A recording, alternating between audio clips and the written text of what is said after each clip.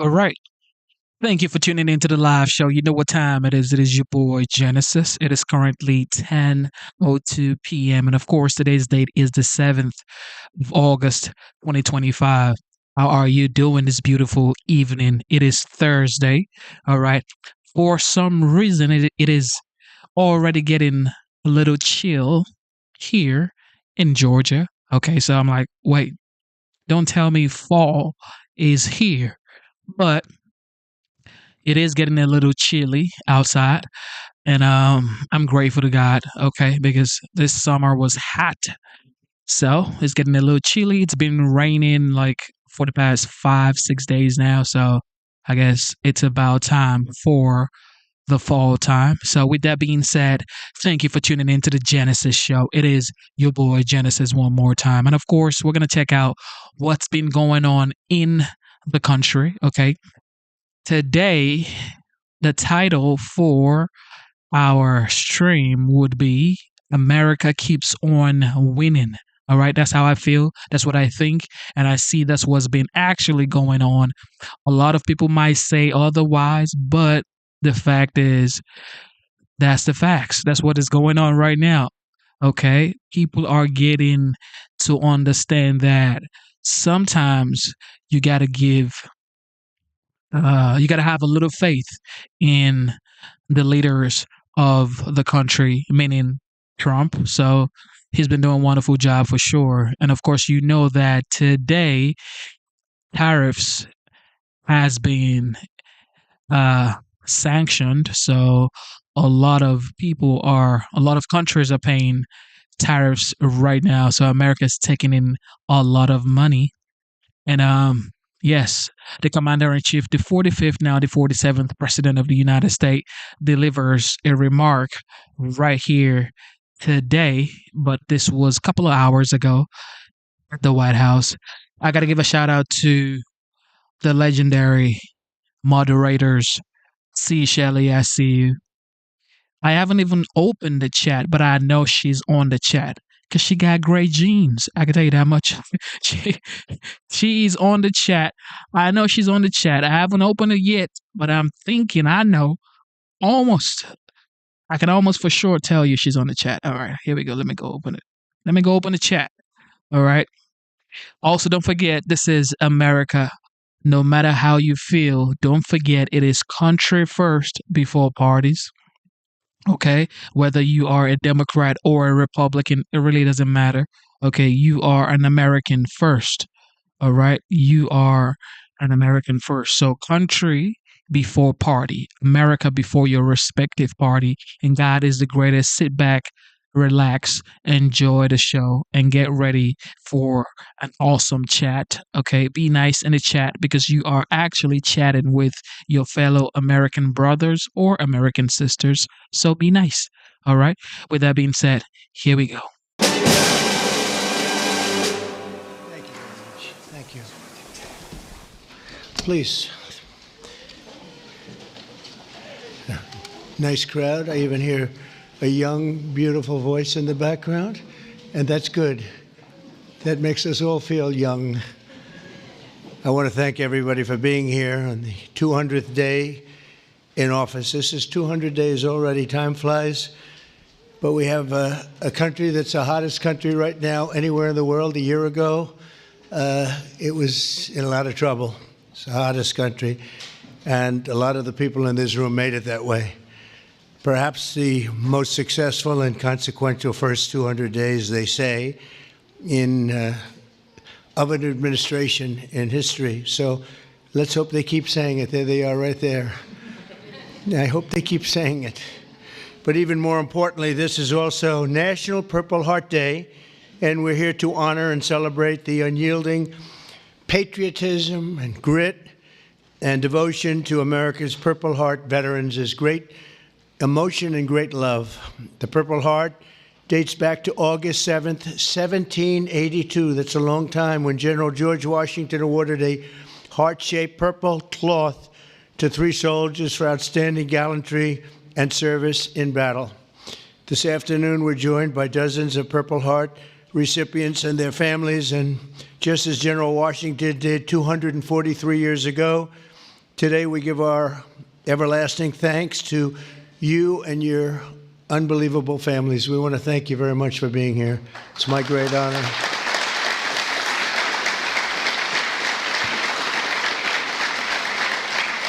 We're also joined by American patriots who love our military and our veterans, including Secretary of Defense Pete Hegseth. You're doing a great job, Pete. Thank you. We're working hard together. Secretary of Veterans Affairs with 92% approval rating, I hear. That's a record. Doug Collins. Thank you very much, Doug. The Director of National Intelligence, Tulsi Gabbard. She's got a lot of interesting things happening in the last 2 months. A lot of interest. Keep it coming, Tulsi. Keep it coming. Chairman of the Joint Chiefs of Staff, General Dan Kane, my friend, who I knew a long time ago. He got rid of ISIS in record time. They said it was going to take 4 to 5 years. He did it in 4 weeks. That's when I said, if I get into this again, I'm going to make him the chairman of the Joint Chiefs, and that's what happened. Great job, and he did an incredible job in Iran. I want to thank you very much. Great job, General.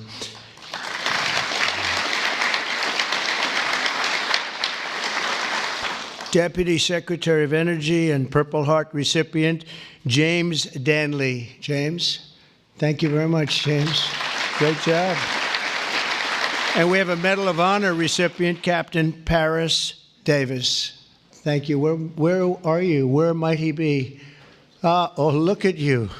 You're better looking than I am, I'll tell you that. Thank you very much. Thank you very much.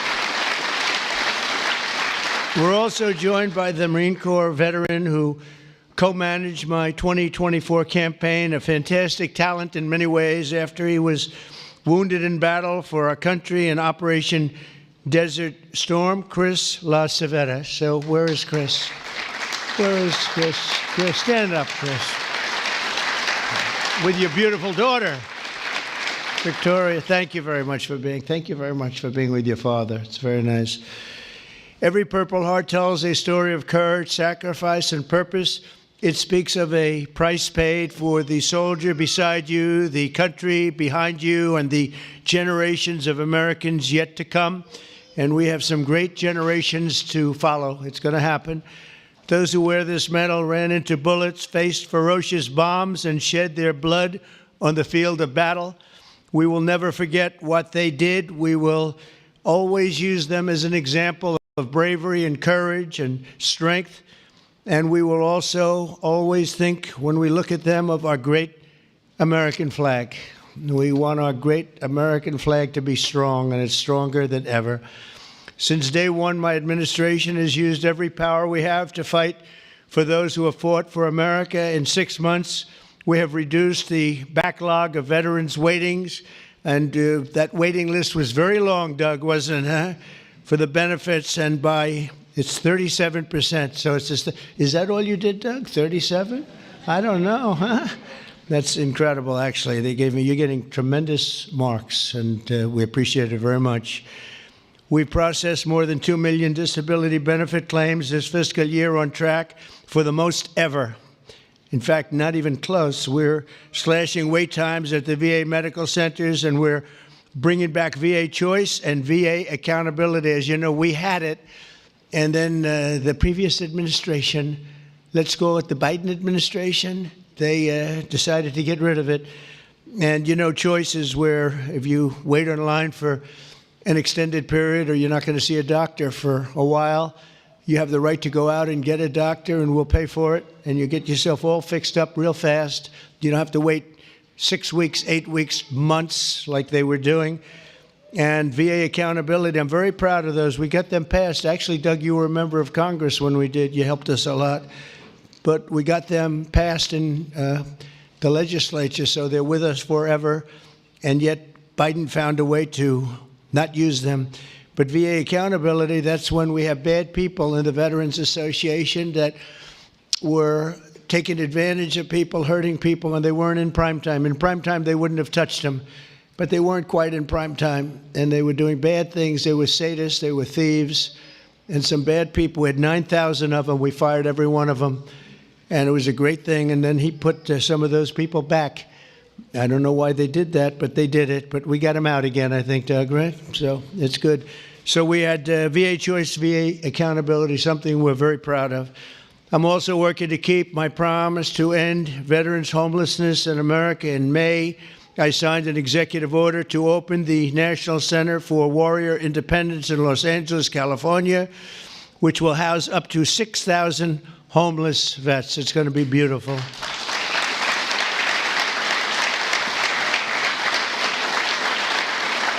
And just last week, I signed the VA Home Loan Program Reform Act, a big deal to help ensure no veteran is kicked out of their home for a late payment. If you're a little bit late, don't worry about it. And frankly, if you're a lot late, you don't have to worry about it either. You just get it in when you can. Get it in when you can. And America's veterans have done their duty for us, and under the Trump administration, we are doing our duty for you, okay? That's the way it's supposed to be. One of our brave soldiers with us today is Army Veteran Specialist Kevin Jensen. In 2008, Specialist Jensen was a gunner in a Humvee racing to support a platoon ambushed by the Taliban in Afghanistan. His vehicle was hit by a roadside bomb, flew 10 feet. He flew 10 feet up into the air and exploded in flames. The whole place was in flames, including, unfortunately, Kevin. But he suffered deep third-degree burns, and all over his body he was in trouble, big trouble. Despite the agony, he selflessly ran to the aid of his platoon leader, who was engulfed, or just absolutely, everyone thought he was gone. He was engulfed in fire. "Sir, I've got you. I've got you, sir," Kevin shouted and pulled his friend to safety. Specialist Jensen earned the Purple Heart, and he's here today with the platoon leader whose life he saved, and our newly sworn-in VA Undersecretary for Medical Affairs, Captain Sam Brown. Kevin and Sam, please stand, and I know Sam very well. Sam is great.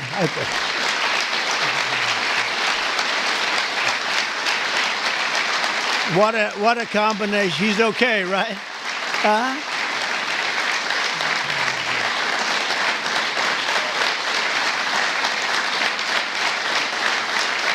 Great, Sam. Look good. Thank you very much. You did a great thing, because I got to know him and his really beautiful wife. You know, you're not allowed to say beautiful anymore. It's political suicide, they say. But I'll say it anyway. And the most beautiful family you've ever seen. And I just want to thank you for having done, and you for your great bravery. It's really great. Thank you both for being here. Appreciate it. Thank you. Also with us is 24-year Army veteran Brian Willett. In 2010, Staff Sergeant Willett was conducting a resupply mission in Afghanistan when his vehicle was struck by a roadside bomb. You know who did the roadside bomb, right? Soleimani. Where is he? Where is he? Where is Soleimani? He did. He was the father of the roadside bomb. They say 92% of the people who got either killed or badly hurt, it was Soleimani. He was the one that did it more than anybody else by far. Leaving this person very seriously injured 7 months later, Brian's teenage son, Private Kevin Willett, who was also deployed to Afghanistan, was standing guard when insurgent forces attacked with heavy fire. The grenade knocked him out and knocked him right to the ground. He was in big trouble, but Kevin rose to his feet and successfully repulsed the attack on his camp, earning both the Purple Heart and Bronze Star for valor. And I'd like to ask Brian and Kevin to please stand wherever you may be. Hi. How are you? How are you? Good job. Good job. Two great people. I would say these are different types, right?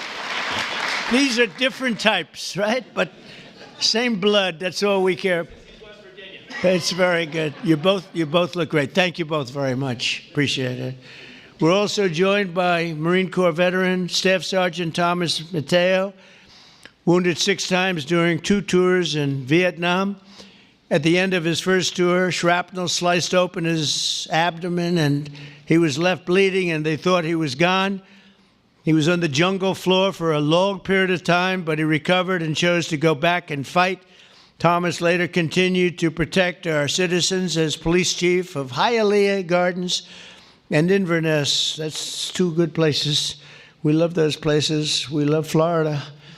Every time I ran there, I won, so I got to love it, right? Set records. We have the all-time record, Thomas, and he was one of the very rare 6-time recipients of the Purple Heart. Boy, you got hit. Where's Thomas? 6 times. You got to be kidding. That's pretty tough stuff. And look at you. You look fantastic. So did it have any negative impact on you, would you say, now that you're recovered, fully recovered, would you say? Do you get any extra aches and pains or anything? That's it. That's called an ache and a pain. That's right. I know. I have the whole list. It's amazing, and you look great. Thank you very much.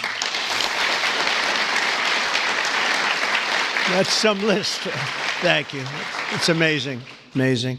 Last year, after an assassin tried to take my life in Butler, Pennsylvania, Thomas generously mailed me one of his Purple Hearts. Many of the other veterans showed me the same unbelievable gesture of kindness, including 3-time Purple Heart recipient John Ford and Gerald Enter Jr., who also came along with us and did us a great, great favor. Gerald, John, and Thomas, I want to thank you very much.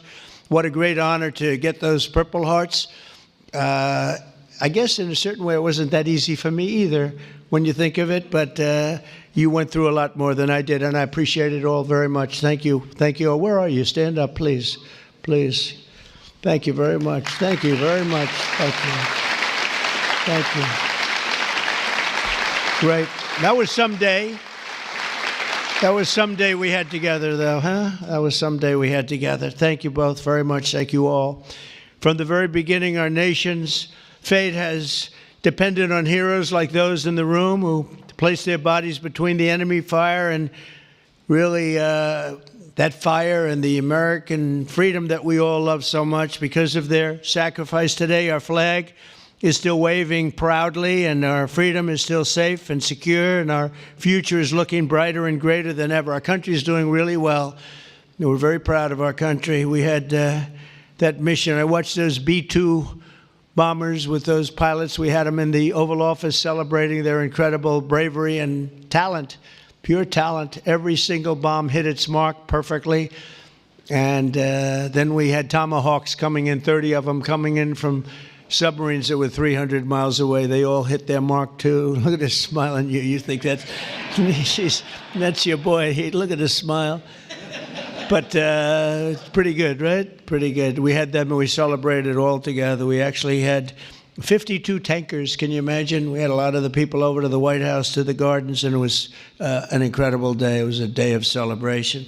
They've been looking to do that for 22 years. One of the pilots came up and said to me, we've been waiting for 22 years, my predecessors, because he was a young guy, but he said, we've been practicing this 3 times a year for 22 years. Who knew that, Pete? And I said, you mean you knew exactly what to do? He said, every single year, 3 times a year, we'd practice for that specific event. And you were the one that had the guts to do it, send us on our way. And I said, were you happy or unhappy about the fact that I said, he said, we couldn't get into the planes fast enough, right?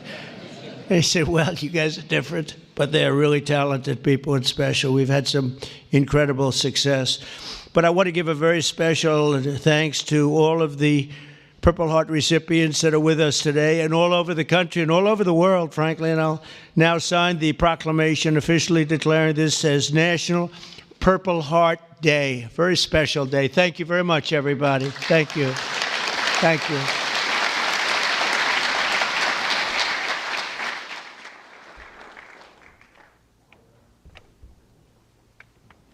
I know who I'm giving this pen to. That guy right there. All right? 6 times.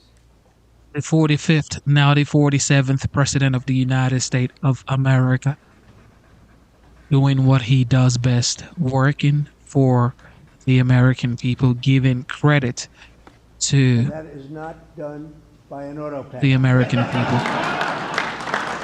No auto pen, right? No auto pens, ladies and gentlemen. No auto pen. Amazing. Awesome work from the commander-in-chief. He also had another encounter in the Oval Office. Check this out. Thank you very much, everybody. We're going to have just a quick session with Steve Moore. Everybody knows Steve Moore with the Heritage Foundation, highly respected, one of the most highly respected economists and people that watch your money and know more about your money and your life than probably anybody I can think of. And I want to thank Steve for being here. I saw this today. They came out. What he puts out gets a lot of coverage, and I saw some of them, and then he had a couple of others. And I'd like to ask Steve maybe to discuss a few of these numbers that were just released. I mean, literally just released. And then we're going over, and we're going to do Purple Heart. We have some incredible, brave people that I look forward to, so we're going to do that right after this. Steve, could you say a few words about the various charts? Thank you, Mr. President. So I called the President because I had some very good news from some new data that we've been able to put together that no one has ever seen before, and I'll just very quickly go through these. So I was telling the President that he did the right thing in calling for a new head of the Bureau of Labor Statistics, because this shows that over the last 2 years of the Biden administration, the BLS overestimated job creation by 1.5 million jobs. That's Mr. President, that's a gigantic error. And I don't know if she's, I'm not. It might not have been an error, that's the bad part. If it was an error, it would be one thing. I don't think it's an error. I think they did it purposely. Whether that, you may well be right, but even if it wasn't purposefully, it's incompetence. Right. Okay, so 1.5 million jobs overestimated. We have access to the some data that no one else does on what has happened month by month with median household income. This is based on unpublished Census Bureau data. It will be released sometime in the next 6 months, but we get an advanced look at it.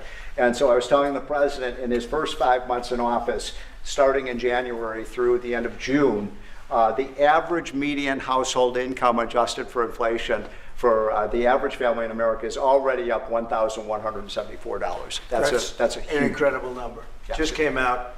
Just came out. So that's a giant gain. And if I would have said this, nobody would have believed it. There's your number. We're doing well. So the next one compares, we finally have the 2024 data on what happened with real family income in the United States. And so what I did was I compared the record in Donald Trump's first term with the Joe Biden first term. And you can see that, by the way, these dotted lines here, Mr. President, that's COVID. So if it had not been for COVID, these numbers would have been substantially better. But even taking account President Trump's last year in 2020, we saw a $6,400 real after inflation gain in income for the average family. And that compares with Joe Biden, which was a measly $551. So, Mr. President, you gain 10 times more income for the average family than Joe Biden is because of your policies. And that's taken into consideration COVID, Yep. Which a lot of times you don't have to do that, Because but we were I'm very glad you did. We were over No, we were almost 8,000 until. Look at that number. Yeah. Okay. So then we looked at which families did the best. And we have data from the Census Bureau that shows by income percentage. So the 25th percentile is the lowest income, 75th percentile is the highest income. And what I find fascinating about this, Mr. President, is every income group did better. The red is President Trump, the blue is President Biden. Every single income group did better under President Trump. But what's really amazing is look what happened under Biden. The lowest income group lost income under Biden. They were poor 4 years after Biden's presidency. No gain virtually whatsoever for the middle class. And the rich was the only group that did better under Biden, which is ironic because Biden keeps saying he was trying to get rid of income inequality. He made income inequality worse, not better. It was President Trump that reduced income inequality. These numbers just came out, by the way. Yep. And then finally, These are the numbers just I just showed you in percentage terms. Mr. President, these are the numbers in dollar terms. So even the lowest income, 25th percent, gained about $4,000 in income. That's a lot for a lower income family.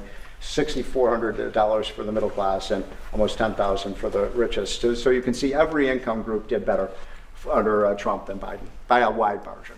That's the story. I think when you look at them, they're all something, but this one chart really says it better than anything. If you look at this is great, but this chart is pretty amazing right here.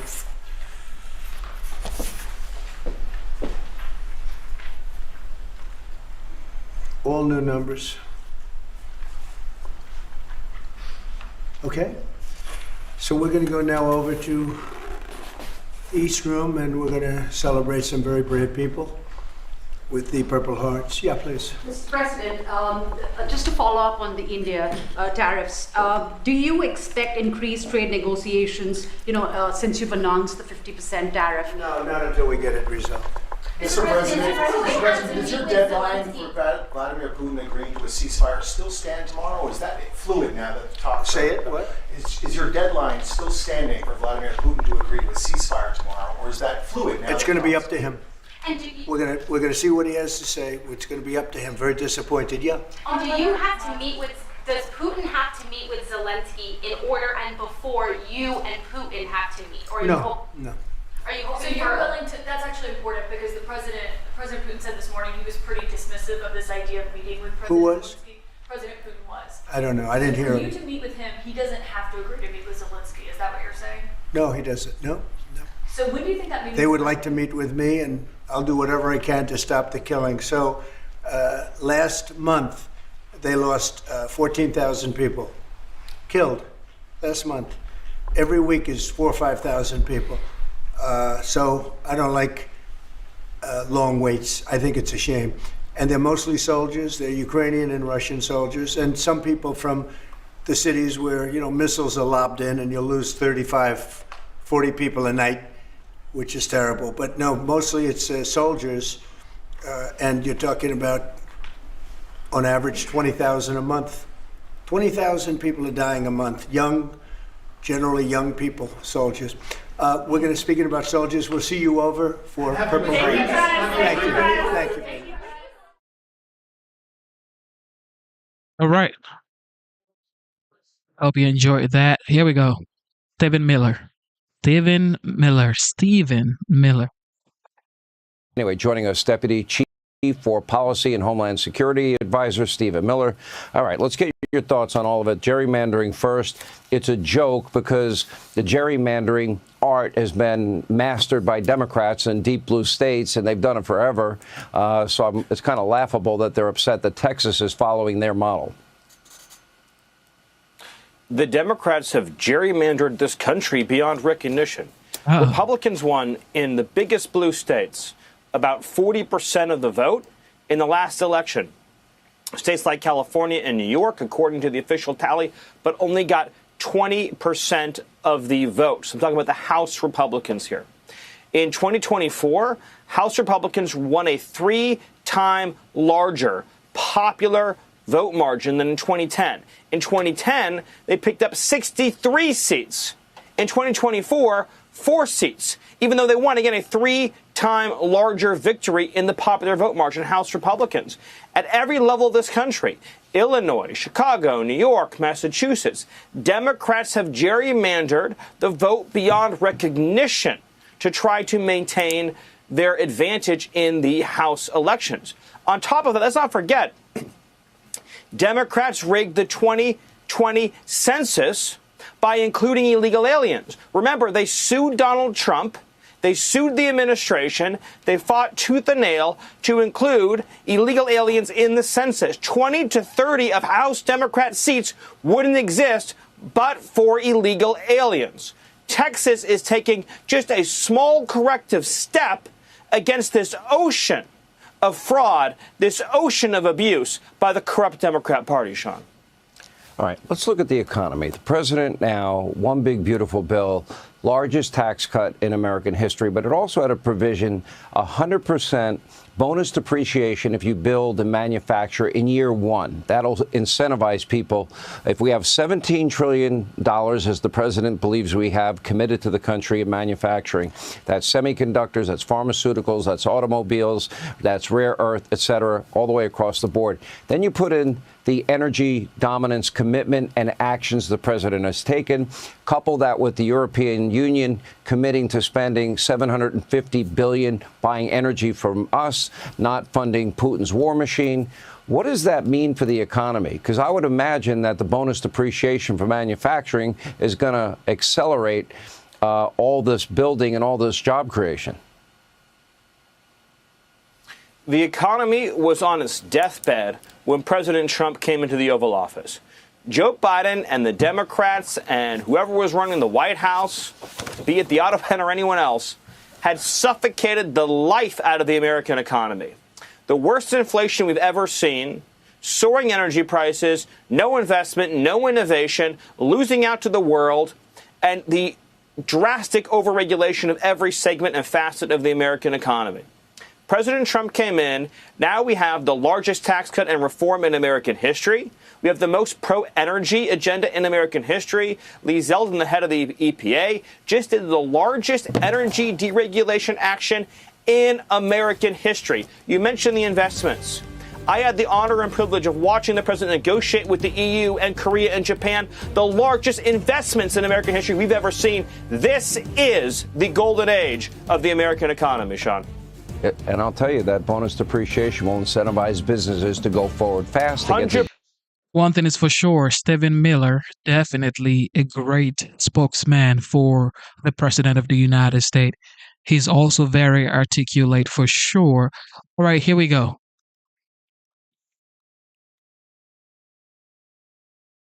Here we go. Cities, the Trump way. That's the focus of tonight's angle.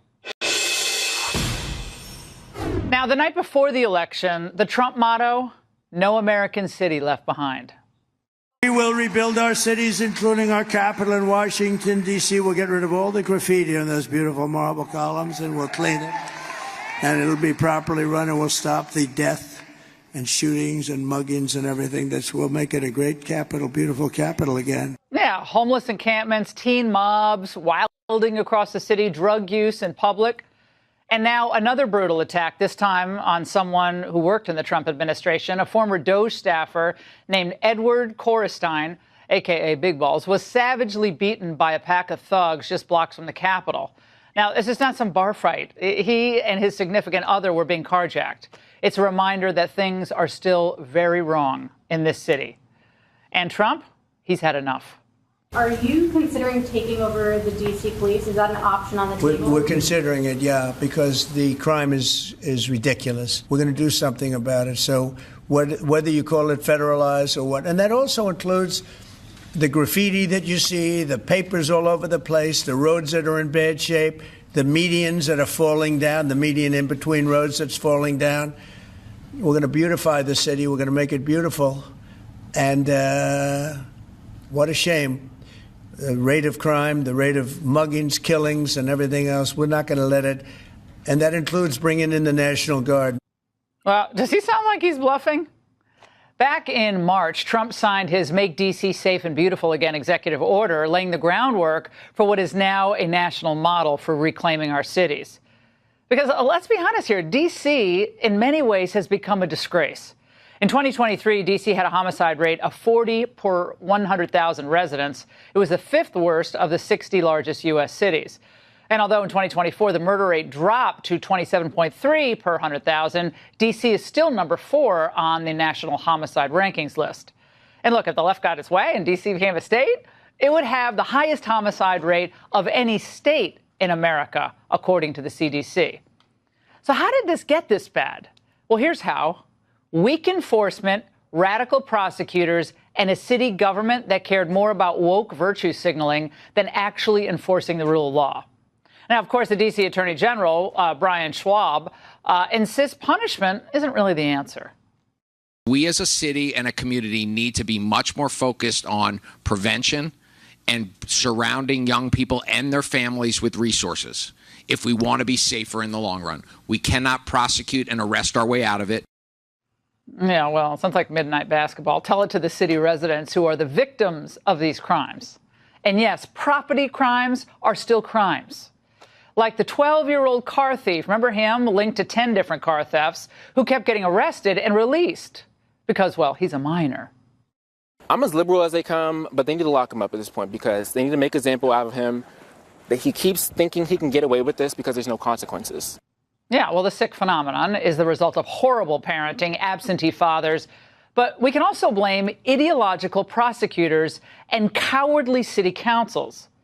Because of them, we're seeing juveniles terrorize neighborhoods from D.C. to Dallas. And let's not forget the homeless tent cities scattered across urban landscapes, including D.C., and the hideous pro-Palestinian encampments that ruin the front of the iconic Union Station. That shouldn't be allowed. So is this really what Americans want the world to see as they enter the Capitol? Many politicians, of course, when they see all this, right, they hear about it, they just want to look the other way. But not Trump. He is not giving up on urban America. I love this, especially on our capital city. He knows that we can all make these cities great again. And believe it or not, he's found some common ground. Even Mayor Muriel Bowser has been working with the administration through the D.C. Safe and Beautiful Task Force, formed after that executive order I mentioned earlier. And this is not complicated stuff, but it took Trump to help get it done. They're ramping up arrests of illegals. They're increasing transit enforcement. They're cleaning up parks and monuments. And yes, homeless encampments.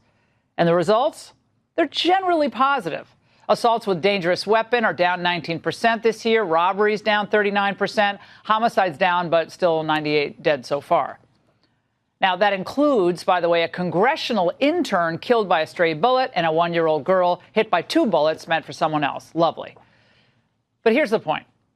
Trump is showing a way forward. He's showing that cities can and should be saved, not abandoned. Any conservative who says abandon the city, let them all, collapse. No, that's not the answer. Reagan didn't think that. Neither does Trump. If local leaders, though, do not act, then yes, federal leverage may be the only solution. Trump knows that. Because what did Karen Bass do when the ICE riots tore through L.A.? Well, she sided with the rioters and resisted Trump. If immigration raids had not happened here, we would not have the disorder that went on last night. They need to leave, and they need to leave right now. Yeah, not the criminals, but ICE needs to leave. Or the National Guard needs to leave. Oh, that just got us more chaos, of course. But working with Trump, like Bowser's doing, is the right move. Fighting him? It just puts more lives at risk. We are not going to allow our great cities, places of history, faith, culture, and community to be destroyed by mobs, by mismanagement, and bad ideology. The president is offering a way forward. So if you're a mayor or you're a governor and you're still resisting this, maybe it's time you stop fighting the solution and start fighting the real problem, rampant lawlessness. And that's the angle. It's never too early to start thinking about Christmas. 47 swung by the White House gift shop, and he had his eyes set on a big, beautiful ornament. Melania is already casting around for elves, and when the tree's erected, Santa Claus is going to spend bigly. Quote, I am proud to be the only president, with the possible exception of the late, great George Washington, to donate my salary. My first paycheck went to the White House Historical Association as we make much-needed renovations to the beautiful people's house. Now, are you more of a giver or a receiver? Trump likes it both ways, because hours later, we got something big in our stocking. Tim Cook showed up with the biggest check of the season. Today, Apple is announcing that it will invest $600 billion, that's with a B, in the United States over the next 4 years. There's never been anything like it. Even you, that's even a lot of money for you. These investments will directly create more than 20,000 brand new American jobs. Apple says they have a new home, the Bluegrass State. For the first time ever, every single new iPhone and every single new Apple Watch sold anywhere in the world will contain cover glass made in Kentucky. It'll be the largest smart glass assembly line in the world. And Apple's breaking ground on new AI factories in Houston and investing big money in North Carolina, Iowa, and Oregon. The Apple CEO also announced that the company will only be buying rare earth magnets from America, not China. We're going to keep hiring in America, and we're going to keep building technologies at the heart of our products right here in America, because we're a proud American company, and we believe deeply in the promise of this great nation. The Pentagon said it couldn't be done. Apple had to use cheap foreign labor. They were wrong. They said these billion-dollar pledges were just announcements to curry favor with Trump. They were wrong. They've been wrong about everything. I watched this group of people on CNN and MSDNC too, the same thing, where they say, well, costs have gone up. Costs haven't gone up, they've gone down. I'm telling you, the thing that's gone up is stock prices and success of our country.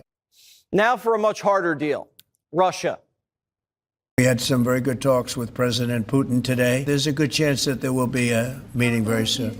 The president's expected to meet one-on-one with Putin. That means it's not just a talk. If everything goes right, a meeting like that usually means a treaty. If there's going to be a deal to end this war, it'll have to require the president to come in at the end and close on it, as I've seen him do numerous times. If he can end the Ukraine war after what he's done in the Middle East and elsewhere, he's a lock for the Nobel Peace Prize. And once he gets it, we can invade Greenland. What are they going to do? Take it away? Whoever inherits the White House in 28 should be very grateful. And who would that be? Do you agree that the heir apparent to MAGA is J.D. Vance? Well, I think most likely, in all fairness, he's the vice president. I think Marco is also somebody that maybe would get together with J.D. in some form. New polls say Vance would beat out any Democrat. The Raging Cajun says, not so fast. I have never seen a political party at a point in my entire life in politics, which is like 50 years, that has more talent than the current Democratic Party has. I'm talking about sheer, raw, naked political communication skill. I have never seen better than I see right now, waiting in the wings to run for president. Who the is Cajun talking about? Their top four contenders are Kamala, Mayor Pete, Greasy Gav, AOC, and Liz Warren. So I watched this lunatic, Pocahontas. She's a total lunatic. I don't know what she's on. She's all jumping up and down like I've never seen anything like it, talking about supporting the communist mayor. And he's not a socialist. He's a communist. The whole party's on the lam. JB Back Ribs is harboring Democrat refugees from Texas who are terrified they're going to get gerrymandered out of power. Even canceled Colbert's not buying it. Look at 17 here. It does that, then it comes up here and it sneaks around there and goes all the way up here and then goes right over there like that. And look at this one, kind of goes whoop up there. It's like the stinger on a scorpion down here. Is this common for all states to do? Well, we handed it over to a kindergarten class and let them decide. While Trump goes Christmas shopping for America, Democrats are showing up to dinner empty-handed. The Teamsters say they're sick of it. They ghosted the working man. Let's talk about Bernie Sanders for a second, because he doesn't talk to me anymore. Why? I don't know. When did he stop talking to you? Right after I spoke at the RNC. I think he looks at it as a betrayal of not endorsing the Democratic Party. He's never said that, but his whole attitude and access has completely changed towards us. The Teamsters are like, Bernie, you're breaking up with me? You haven't been home in 6 years. At least Trump takes me down to dinner and remembers my birthday. And you know what? He makes me feel like a real woman. Democrats used to be the party of the worker. They sold them out to be the party of nose-ring PhDs.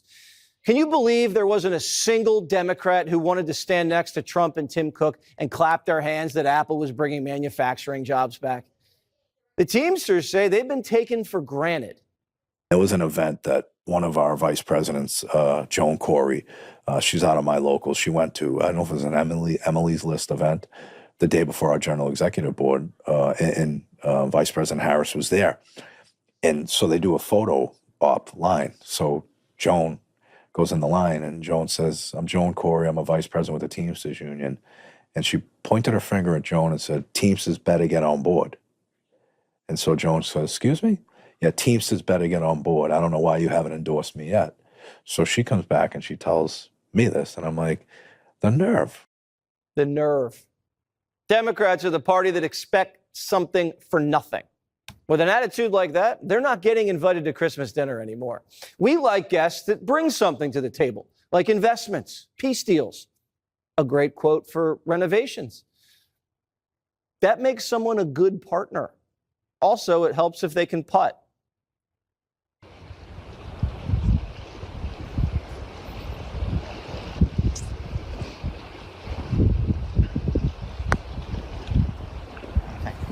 Let's go! Oh, he has it on video, too.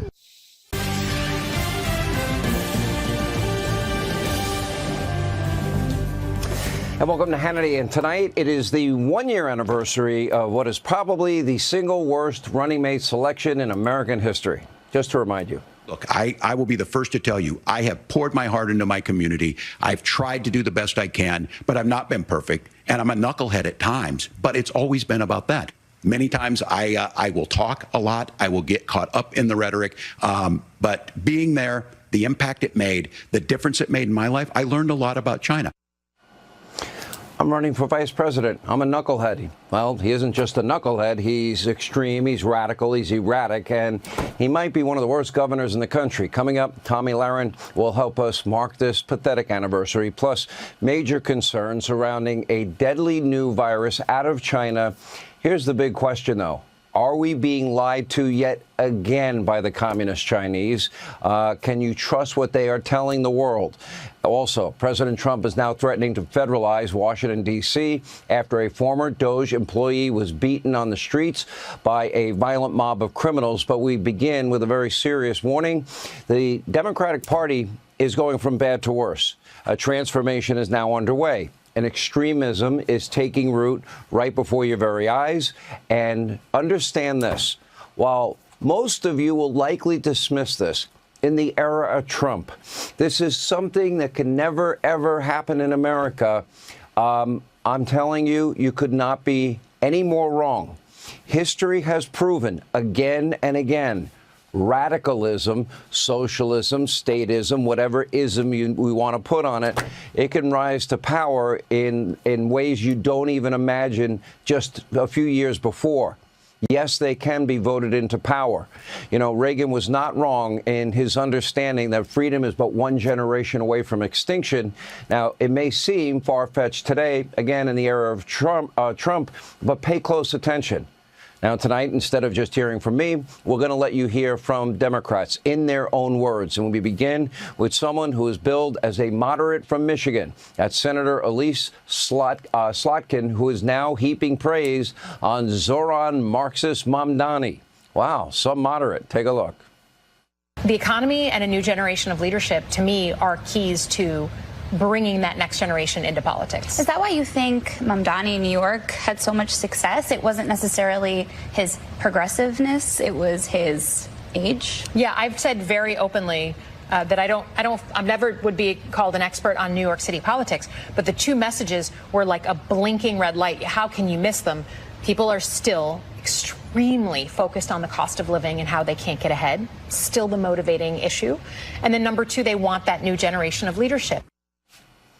That's the new generation of leadership, radical Marxism, rooted in anti-Semitism, anti-capitalism, anti-American exceptionalism, is now sweeping the Democratic Socialist Radical Party. Democrats like Slotkin are either too cowardly to stand up against it, or they are actually true believers in the values of Marxism, socialism, statism.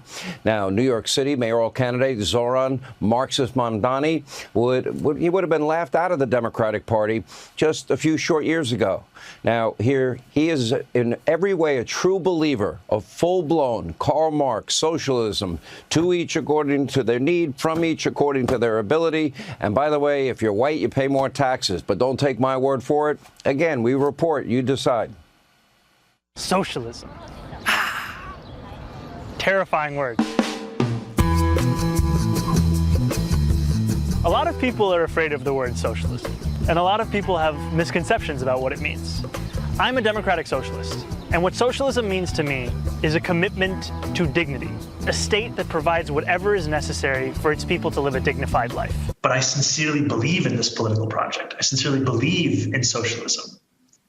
And knowing what it is that brought you here, right? For me, it was Palestine that brought me into this movement.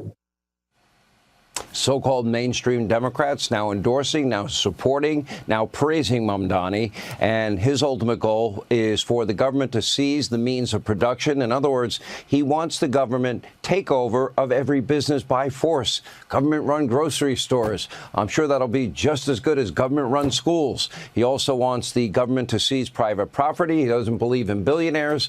He wants to place New Yorkers in communes. Very nice, comrade. Anyway, he is a card-carrying member of the Democratic Socialists of America, or the DSA. And here are just a few of the goals from Mamdani's comrades in the DSA. Take a look.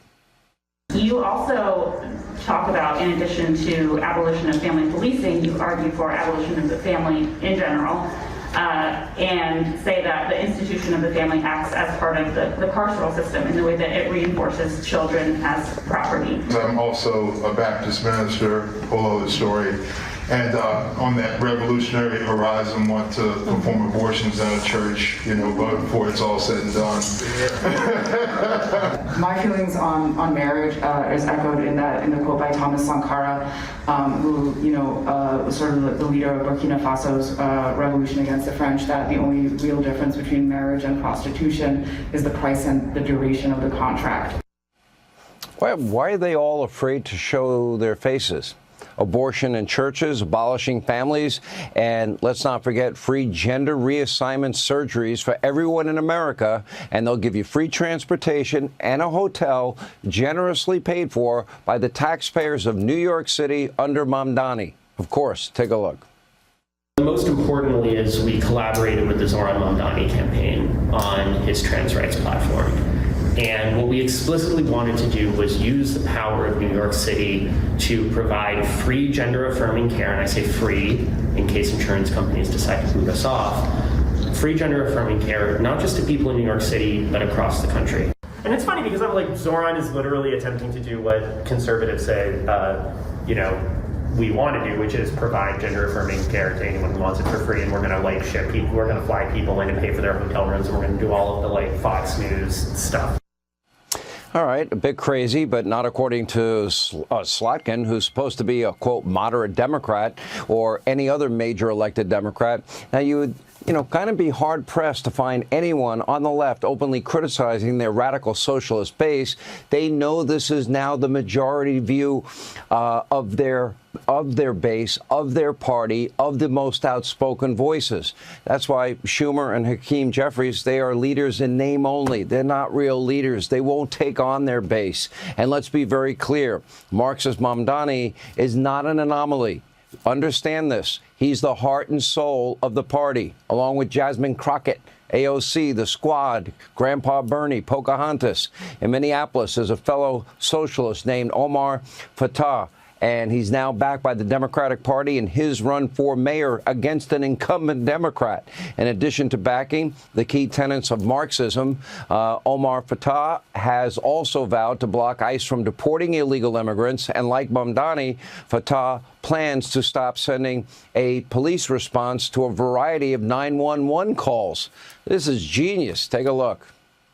Protecting all of our communities from Donald Trump means not letting MPD interact with ICE, whether it's for an immigration raid or not. Our residents deserve a mayor that will stand up to Donald Trump and say, no, not in our community. Did you know that the city's own data showed that 47% of calls to MPD can be diverted to non-police response? Cops aren't social workers. Oh, send a social worker in. Domestic dispute. Send a social worker in. Man wants to kill people. And it gets worse. In Minneapolis, Omar Fatah angrily declared that the greatest threat to the U.S. are white Americans. Sounds like Mamdani. Take a look. We heard them being called terrorists. We heard them being called drug dealers. We heard a lot of insults. We heard that they're a threat to our national security. And that's a flat-out lie. You want to know who the real threat is, Madam President? I'll give you a hint. They don't look like our chief author. They don't look like the folks up in the gallery. According to DHS, Madam President, the greatest domestic threat facing the United States comes from, quote, racially or ethnically motivated violent extremists, specifically those who advocate for the superiority of the white race, not our immigrants. The Democratic Party in Minneapolis is supporting him over an incumbent Democratic mayor. And kind of like Mamdani, he wants to have higher taxes for white neighborhoods. Now, keep in mind, this is a mayoral candidate for a huge American city, just like New York City, home to many major corporations. And yet, take a look at your screen. He refers to the country of Somalia as his home. We saw the same sentiment recently from a Democratic Congresswoman, Delia Ramirez, who apparently values her home country of Guatemala more than the country she was elected to represent. Chuck Schumer, Nancy Pelosi, Mark Warner, Mark Kelly, Hakeem Jeffries. This is your Democratic Party. All of you are completely powerless, gutless, and will never dare challenge it. This is now a party obsessed with socialism, Marxism, anti-Semitism, woke, gender theory, critical race theory, defund, dismantle, no bail laws. Is there anyone outside of little old John Fetterman in Pennsylvania with the courage to occasionally stand up and say, no, this is not the party I grew up in? Or is the Democratic Party too far gone? Hey, Sean Hannity here. Hey, click here. Facts. John Fetterman is the only person doing what he's supposed to. The Democratic Party wants to give cover to people like Mahmoud Khalil. The administration had a whole plan to deport him because he lied on his visa application. And this is what he said in his latest interview with Ezra Klein about October the 7th, how he saw it. Watch. October 7th happens. What do you think that day? To me, it felt frightening that we had to reach this moment in the Palestinian struggle. What moment is this? You can see that the situation is not sustainable. You have an Israeli government that's absolutely ignoring Palestinians. It's clear, like it's becoming more and more violent. So that's what I mean by, like, unfortunately we couldn't avoid such a moment. I understood that as something Hamas must have wanted, right? Pull Israel into this attack, pull it into some kind of war. Was that your perception? To me, it's a desperate attempt to the word that Palestinians are here, that Palestinians are part of the equation. That was my interpretation of why Hamas did the October 7 attacks on Israel. October 7th was obviously an operation that did kill a lot of civilians. Do you see that as unavoidable, that Hamas had no other choice? Do you see it as a mistake? There's nothing can justify the killing of civilians. Also, like, there's another point to this, Ezra. Palestinians don't have to be perfect victims. He's rationalizing the October 7th attack, saying it's a desperate attempt to make sure the world knows the plight of Gazans at the hands of Israel. He was born to Palestinian parents in Syria. He was the student at Columbia. He's the ringleader of the anti-Israel activism on campus. And think about October 7th. After that happened, there have been so many hate crimes across our country since then. And the FBI's 2024 hate crime report has revealed that Jews are the most targeted religious group in the United States. And much of that is because of the hateful rhetoric being spewed at these college campuses, at all of these riots. And it all goes back to October 7th it happened because of a terrorist attack. It was a terrorist organization. Hamas is a terrorist organization, and we have individuals who are supporting it here in America. Yeah, and you see Khalil here, he was the ringleader, Ainsley, as you point out. But let's go back. Remember in March, when he gets picked up and arrested, it was Democrats who immediately took to defend him. We're going back to a March post from Senator Dick Durbin, the ranking member of the Senate Judiciary Committee, simply with this picture saying, "Free Mahmoud Khalil." Now, obviously, a judge currently has said that he can't be deported, but Tom Homan in this administration said ultimately this story ends with Khalil being deported. Why? Not only, as you point out, Lawrence, that he appears to have lied on his immigration papers, but Secretary of State Marco Rubio went in to revoke his immigration status because his anti-Semitic violent activities on the college campus runs contrary to U.S. interest to preventing the spread of anti-Semitism in this country. And now we have a brand new incident out in the suburbs of St. Louis. So the Democrats need to stop playing games with this. They want to defend this guy, but every opportunity he has to show that he is pro-America and not anti-Semitic, he reveals who he is. Remember, according to some of the hostages and some of the investigation U.S. intelligence have told us, there was coordination between the college campuses before October 7th, meaning they were given a heads up. If you look at some of their Facebook profiles, they had already started to change their profile picture to reflect that something was getting ready to come. And he was there in Colombia, not only leading the protests, but negotiating once they decided to take over the building. So he's made it very clear he doesn't like the Jewish people. He doesn't stand with them. And every time they make the comparison between civilians and non-civilians, they know exactly what they're doing. You got to remember, in Israel, you're required to serve in the IDF. Yeah. So when he says, oh, civilians, he's not including the Jewish, all the normal Jewish people, because they have to serve. And people's like, oh, he doesn't mean what he says. Every single time he has the opportunity to condemn the globalized Intifada, distance himself from the people that set things on fire at campuses, he stands with them. You got to take him at his word. I'm just trying to figure out, why is he still in our country? Yeah, and he's been complicit in vandalization and complicit in shutting down universities and institutions. And Marco Rubio said, if you had told us that you intended to do what you came to America, we would have never let you in. But this federal judge has ordered him to be released on bail while his immigration and his civil cases proceed through the courts. Yeah, and at the end of the day, you look at the concern this administration has with the spread of anti-Semitism, and you've got this incident in St. Louis. You've got what happened in Washington. You've got people being set on fire in Colorado. And you can understand why there's so much attention on an interview like we just watched, where there's no other way to look at it, I think, other than that Mahmoud Khalil is justifying the attack of October 7th, and that's not going to fly. I'm Steve Doocy. I'm Brian. All right, let's keep going, ladies and gentlemen. Don't forget to subscribe. Here we go.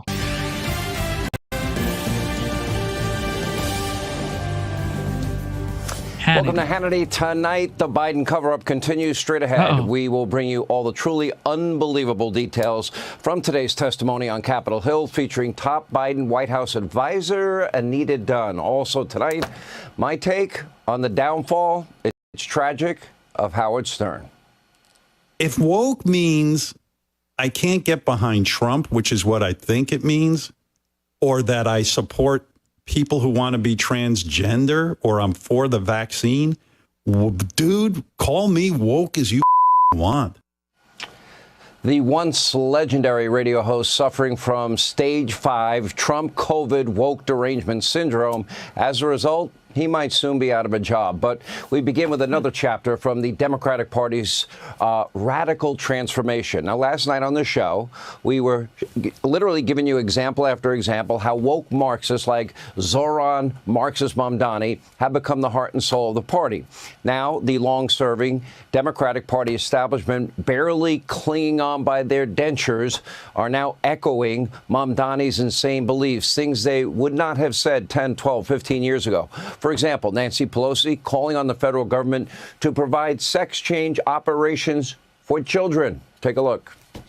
How is your office responding to the pauses in gender-affirming care here in California? Well, that is something that I'm working for at the national level, and we have, how can I say it, are hoping that we can have gender-affirming care. For our trans kids, and it's a sad thing for us. First observation, she went after Joe Biden. Joe Biden could go after her for the same problem. She could barely utter 2 sentences. Now, 20 years ago, here's the point. The word transgender wasn't even in Nancy Pelosi's vocabulary. She, at the time, was busy criticizing the Bush White House for not fully securing the border and called on the government to stop all illegal immigration. I'm not making it up. Let's go to the videotape. Support also enforcing laws, current laws, against those who came here illegally and those who hire illegal immigrants. Yet the Bush administration has refused to do just this. What? Talk about a dramatic shift. Now our top priority is taxpayer-funded sex change operations for children. So my point here is the views, priorities, the evolution, the beliefs of the Democratic Radical Socialist Marxist Party, they've totally, completely gone off the rails. They have no real identity. And this brings us to yet another example. Raging Cajun, our old friend Crazy James Carville, has never been viewed by his own party as a radical. Remember, he worked for Bill Clinton. Their big government is now over, end of welfare as we know it. But now Carville is openly calling on Democrats to rig future elections and even the U.S. Supreme Court in order to, quote, save democracy. Meanwhile, what happened in the last 10 years? They've undermined democracy. Take a look. The Democrats win the presidency, the Senate, and the House in 2028, which is not impossible. I don't know if you say likely or possible. I don't know what word you know, but it's certainly not impossible. They are just going to have to unilaterally add Puerto Rico and the District of Columbia states. They're going to have to, the Congress does give, the Constitution gives Congress power over federal elections. I don't think they can redistrict, but there are things they're going to do. They're going to have to do it. They're just going to have to do it. And they may have to expand the court to 13 members. If you want to save democracy, I think you got to do all of those things. Because we just are moving further and further away from being anything close to democracy. Oh, okay. If Democrats get power, he's telling you what they should do. Statehood for D.C. and Puerto Rico and pack the courts, the U.S. Supreme Court. If President Trump, his fellow Republicans, created 2 new conservative states, if they packed the U.S. Supreme Court and they expanded it, what do you think the likes of James Carville, Nancy Pelosi, Jasmine Crockett, AOC, the Squad, Mamdani, what would they all be saying? They wouldn't like it. According to Democrats, it's only different when they do it. Then it's okay. Now, you're seeing the same thing play out right now with redistricting and gerrymandering. Now, this is a game. Democrats, they have written the rules. They have mastered gerrymandering for decades in blue state after blue state after blue state. But when Republicans in a red state like Texas redraw the congressional lines, it is undermining democracy. It is racist. This is unbelievable. As you can see, while the core beliefs of the Democratic Party, they have now shifted to the extreme. They're nothing like the party they used to be. But their tactics, they do remain the same, although they have added, a lot of new words. They like the word Nazi, and they like to use Nazi analogies every day. Always looking to game the system, gain power, while smearing, slandering, besmirching their own political opponents as the true villains. Here's another example. Democrat Stacey Abrams, Georgia, telling us how she really feels about President Trump, as if I care. But I'll play it anyway. I use the term autocracy because that describes a system of government where one position holds absolute power. Among the many other vile things that Donald Trump has been called, including tyrant, liar, scam artist, he is also an aspiring dictator, supported and guided like a puppet by a cabal of tech billionaires, Christian nationalists, and xenophobes who all have his ear and understand government a lot better than he does. Notice the media, Democrats, they all say the same words at the same time. You got conspiracy theorists, Rachel Maddow using that same word earlier in the week. Now she's using it. Now soon everybody will use it. Someone should let that aspiring governor know that Unlike her, Donald Trump actually won his election, is now rightfully fulfilling his duties as president. But remember, Democrats now only care about democracy when they win. If they lose, all bets are off. In fact, America's biggest city could soon be led by an actual communist who wants to upend our entire system and empower his regime to seize private property, the means of production, and, tax white people more than other people. He used to have a name for that. And today, Zoran Marxist Mamdani declared that nothing will get in the way of his movement, and President Trump can't stop him, and he will be Trump's biggest enemy. I'm sure Trump is scared to death. He's probably cowering behind the new ballroom he's making at the White House. Take a look. My approach to Washington will not be a reflexive one. It is one that will be in opposition to Donald Trump's administration when it comes for New Yorkers, when it comes at the expense of the welfare of the people that I am seeking to serve. If the president and the administration is looking to work for the benefit of New Yorkers, which is what he spent so much of his campaign speaking about, that is a different conversation. My administration would be Donald Trump's worst nightmare. And you don't need to take me at my word or take Andrew. What are you saying, bro? What are you saying? My administration would be Donald Trump's worst nightmare. Your conviction should be my administration would be the best for New Yorkers. What are you talking about Donald Trump for? Godly. Cuomo at his, you need to only look at the actions of the Trump administration since I won the Democratic primary. His worst nightmare, he will have no impact on Donald Trump. If Mamdani wins in the fall, it's simple. That's just bad for the for the city of New York. It's bad for the state of New York. We don't know exactly how bad things will become. One thing is certain. We see the same thing in every blue city, every blue state run by Democrats for decades. The budget will be mismanaged. Your taxes will go up. Law and order will disappear. The quality of life will decline. You'll probably have a lot more homeless people, people shooting up in the streets. And in this case, you'll probably get free sex change operations no matter where you live in the U.S. Go to New York. They may pay for your airfare and they may pay for your hotel. The same exact thing is happening right under Chicago's far left mayor. Take a look. We have reached a point of no return. The systems that people rely upon, education, healthcare, housing, our transportation, they are woefully underfunded. And everyone knows that. Everyone knows what, my commitment is to progressive revenue. I can't do this by myself. All right, here's the thing about the left's their love affair with Marxism, socialism, statism, whatever ism you want to put on it, it's always the same. They always have unfulfilled promises. You always end up paying more in the end. You always lose your freedom in the end. And at some point, they always run out of other people's money, as Margaret Thatcher famously said. And in the process, they destroy the spirit and innovation of a city or a state. If Americans don't have the numbers to break one-party rule at the ballot box, they will vote with their feet. And I can tell you from experience, states like mine, I'm in the free state of Florida tonight. By the way, weather's very good all year long, and it's very welcoming. So is Texas, so is Tennessee, so are the Carolinas. By the way, if you're a socialist and you want to come to any of those states, leave your stupid policies at home. Hey, Sean Hannity here. Oh my goodness. Here we go. Jesse.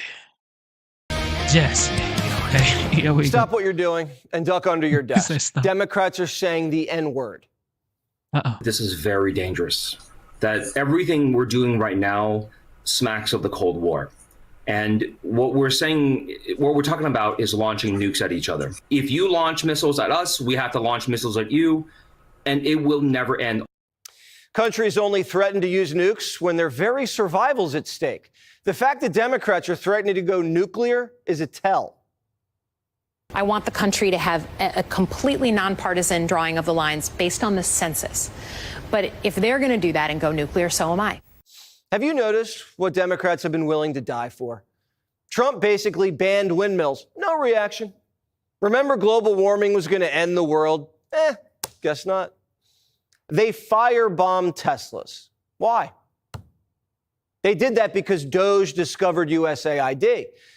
That was their little money laundering racket. They went to the mattresses for that.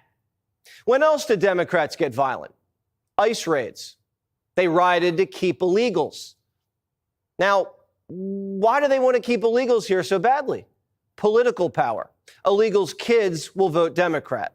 But also, illegals are counted in the census, and the census determines congressional districts. So the more illegals you have in New York and California, the more House seats Democrats get.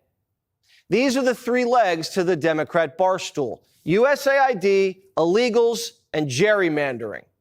We are in a fight for democracy, a fight for our democratic lives. And I think that if the Republicans can have their will in these deep red states, the Democratic states have to step up. We have to have a national fight about this. Now, do you see why them losing a few House seats in Texas turned into a national fight? Now do you see why they're dropping the N-word? Barack Obama has been very quiet, but he came out with a blistering attack on Texas. Barry knows. The Raging Cajun is taking this so seriously that he's threatening to colonize an island.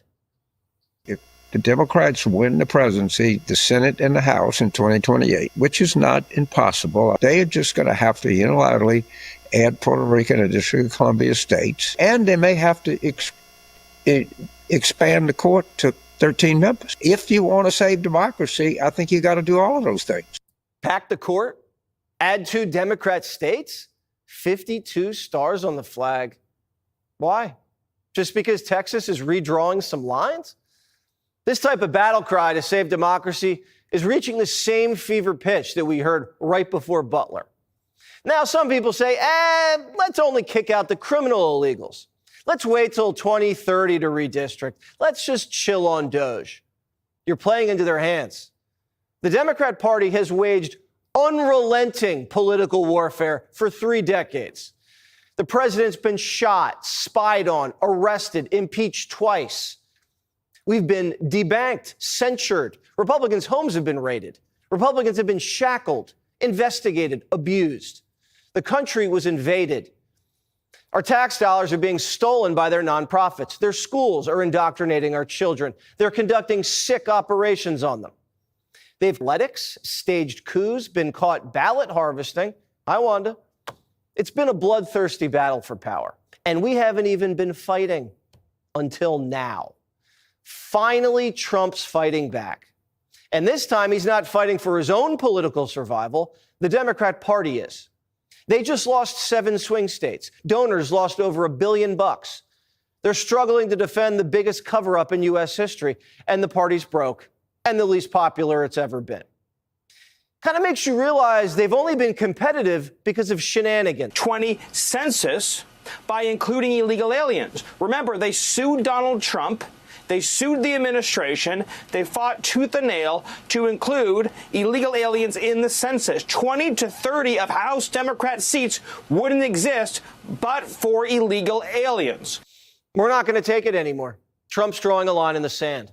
He wants illegals out of the census and out of the country. Quote, I have instructed our Department of Commerce to immediately begin work on a new and highly accurate census based on modern-day facts and figures, and importantly, using the results and information gained from the presidential election of 24. People who are in our country illegally will not be counted in the census. Democrats used illegal immigration and gerrymandering to rig the map and boost their power in the House. And Trump's saying no mas. With the way the census works, it has to be done in the year that ends with 5. So Trump's on the clock. MSNBC says if he does, Democrats are getting nuked. Could really be the unraveling of our democratic system if we start getting into a situation where states are just trying to rack up the numbers and paying no attention to their constituents. Americans put Trump in office for this exact reason, to unravel a corrupt system, a system where politicians got rich off insider trading and got powerful from illegal immigration. Every Republican state should look at the battle lines and do what's right. It's unacceptable to count illegals in a census that gives Democrats back the House. Do you want to give them back the House based off funky numbers so they can have an impeachment hat trick and slow down deportations and keep sending millions of dollars to Guatemala for sex changes and hold hearings on DEI? Nancy Pelosi says if she gets back in power, she wants to start cutting off your kids' ding-a-lings again. That is something that I'm working for at the national level, and we have, how can I say, are hoping that we can have gender affirming care for our trans kids, and that it's a sad thing for us. There's too much at stake. We have to lock in voter ID. We have to gerrymander the reds, kick the migrants out of the country and the census, and get to the bottom of the Biden cover-up. And finally, get accountability for the scoundrels who criminalized America first. But none of this works if we don't round up bad hombres. This is the kind of thing where people have to step up. I'm stepping up. Hopefully, a whole bunch of other former officers, former ICE agents will step up, and we'll meet those recruitment goals immediately, and we'll help protect this country. If you believe in America first, join ICE. You get a $50,000 bonus, and you get to jump out of a van and tackle illegals with Superman. Homan says his phone's blowing up. I actually used to have a LinkedIn account, and I had to shut it down because I had thousands and thousands of people reaching out to me. Bottom line is you got a lot of patriots. We're talking about the possibility of extinguishing a political party. This party's on the ropes and could be out of power for a very long time if we follow through. They're actually powerless to stop the movement. It's why they're pulling stunts to fool their base into thinking they're fighting. Trump's using the system they created to win. So Democrats are forced to go outside of the system to save what's left of their party. They've been reduced to locking themselves in ICE jails and claiming Homan threw away the key. We were greeted by a masked agent who refused to give us his name, who refused to show his face, and who proceeded to lock the door, keeping us, in essence, incarcerated here because we cannot go in or out. We have a new hoax alert. New hoax alert. New hoax alert. New hoax alert. Homeland Security says this. This is deeply unserious. The members were not trapped and were free to leave whenever they would like. In fact, the BOP, which manages this facility, had to close the gates to prevent the media from trespassing. In LA, Mayor Karen Bass, still being a Karen, she says Los Angeles is disappearing. When one breadwinner, one wage earner is gone and disappears, when that is taken away from you, that just doesn't destabilize a family. That destabilizes a neighborhood. But we are not going to allow this administration to destabilize our great city. Bass claimed ICE raids were shutting down car washes, remember? But Johnny pulled up and got a deluxe. The mayor says nobody's getting their car washed because of ICE. Well, we're at a car wash. It's packed. So what are we going to do? We're getting our car washed. How busy has it been? Yeah, every day. All day, busy. Even though illegals are on the run, LA is still running. Karen's just in a tizzy because her political power is disappearing. But nothing's stopping Homan. He's like a bloodhound on the trail. South Park gets it.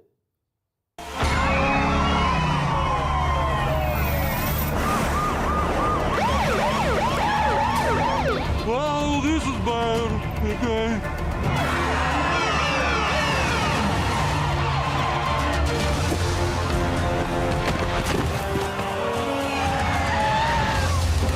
Remember, only detain the brown ones. President Trump's political fortunes are improving. CNBC has his approval rating surging 2 points over the summer. The country backs what he's doing on immigration, and economic optimism is up. If you voted for Donald Trump, this is exactly, almost to the letter, what you wanted. Element after element, he delivered exactly what he said he was going to do, and that's why his own voters believe that this has been an incredibly successful presidency. We're 200 days in. Imagine what could be accomplished over the next 200 days if we keep this pace. Facts, okay? This guy is changing the economical atmosphere. Is literally changing the economical atmosphere in the United States. Everything is changing. The energy is changing. Everybody is investing more now. I cannot wait for the mortgage rate to go down, because it's going to go down. It's going to go. Secretary of Defense, All right, Pete Pete Hegseth. Hegseth. Mr. Secretary, thank you for being with us here today. Mr. Will Kane, how you doing? Was troubling news. I'm doing well. Thank you so much. Troubling news yesterday. I know, I'm sure it hit you hard at the Pentagon, but pretty amazing actions taken as well by some of the men and women in uniform down there at Fort Stewart. Well, no doubt, Will. I mean, praise God that all five, we believe, will be okay. And commend the absolute courage of soldiers who acted in the moment. That's what we trained them to do. That's what they should do. That's what they did. And of course, we're going to throw the book at the perpetrator as we learn more for what was done there. But swift action and God's providence on those who survived this, and we'll investigate, get it done, and drive on. Talking about the mission of those soldiers at Fort Stewart, I know one of your missions at the Pentagon is to make our soldiers, make our military tougher, to make it more rigorous, make it hard. And as part of that, you've made make basic training great again. You're returning drill sergeants. Tell me, what is the shark attack? What are some of the things you're bringing back to basic training? Well, it's the basic stuff that anyone who went through any form of basic training for decades understood. Is as a recruit, you were going into a crucible. You were going to be forged. You were going to be challenged. You were going to be scared, nervous, and anxious. And by coming through that, you were going to be forged an American warrior. A shark attack is when drill sergeants surround one particular enlistee, right? Creating a stressful situation that they have to figure out how to manage. Bed tossing inside barracks after you've had a long day doing, map out on the range or walking patrol. This is basic stuff. This is not, beyond what's been done. This is a restoration. So we're going to do two things really well. We're going to do the complex stuff really well. We're at the 200-day mark. In the last 100 days, we did Operation Midnight Hammer with precision. That's complex stuff that only the U.S. military can do. But we're also going to do the basic stuff well. Will, if you start soft, you end soft. If you aren't strong from the beginning, you won't finish the fight properly. It starts at basic training. It starts at our military academies. We are going back to basics. Drill sergeants will be drill sergeants with knife hands who maintain good order and discipline and train up great recruits who will make great formations, just like we need military officers with that same rigorous discipline and background. So we're going back to basics, and it's bearing fruit. I'm not sure what a knife hand is. Is that what you're doing right That's now it, on right television? here. Boom. Giving me the knife Boom. hand? I'm very Boom. familiar with the knife hand point being made by the secretary. You're focusing on the basics, but you also said you're focusing on the big picture items as well. I know that when you came into office, President Trump tasked you with looking into our U.S. military's dependence on China and Chinese supplies of materials that are needed for our national defense. I know China has put a stranglehold on critical minerals. I think President Trump asked for significant advances from you by October. What's the update on our dependence from China? Well, we've gotten after it from minute one. We will not be dependent on China. We won't be dependent on anybody else. The American military will be able to independently operate and operate decisively. We have to.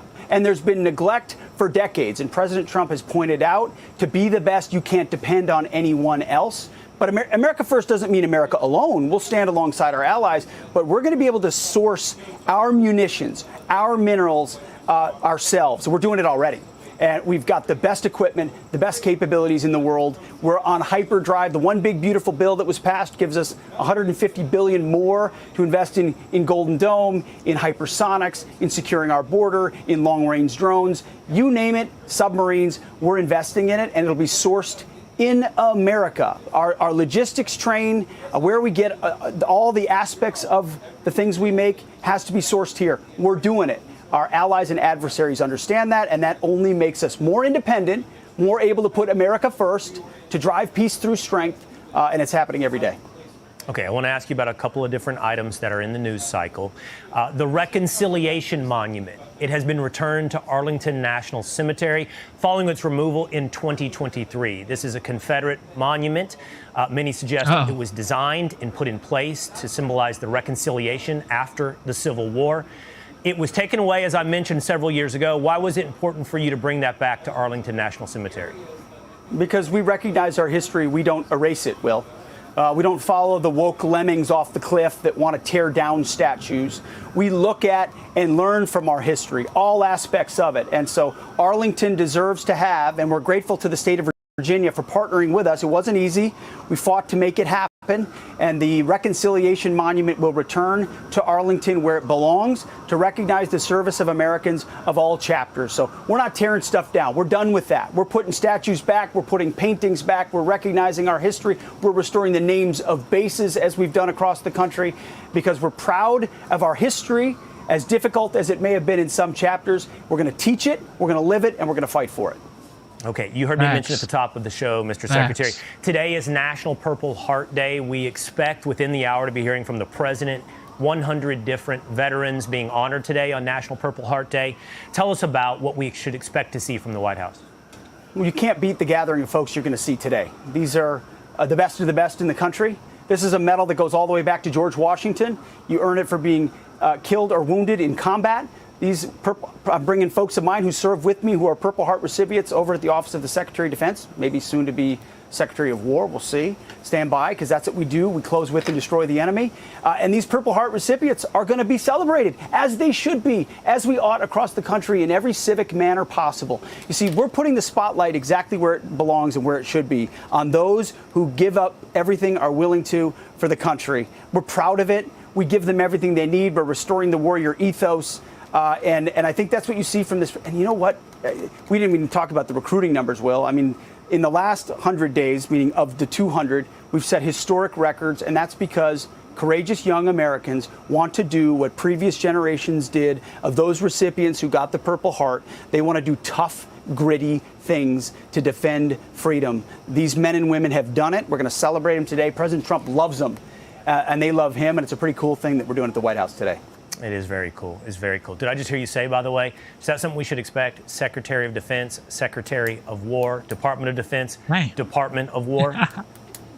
Well, that's what it was for many, many years. You gave me that knife hand, Will. We'll see. Stand by. I don't get in front of the commander-in-chief on that. But our job is to ensure our enemies know exactly what they will do to them if they threaten us, up to and including total war. So we'll be prepared. Stand by. There might be some news on that. Okay. All right.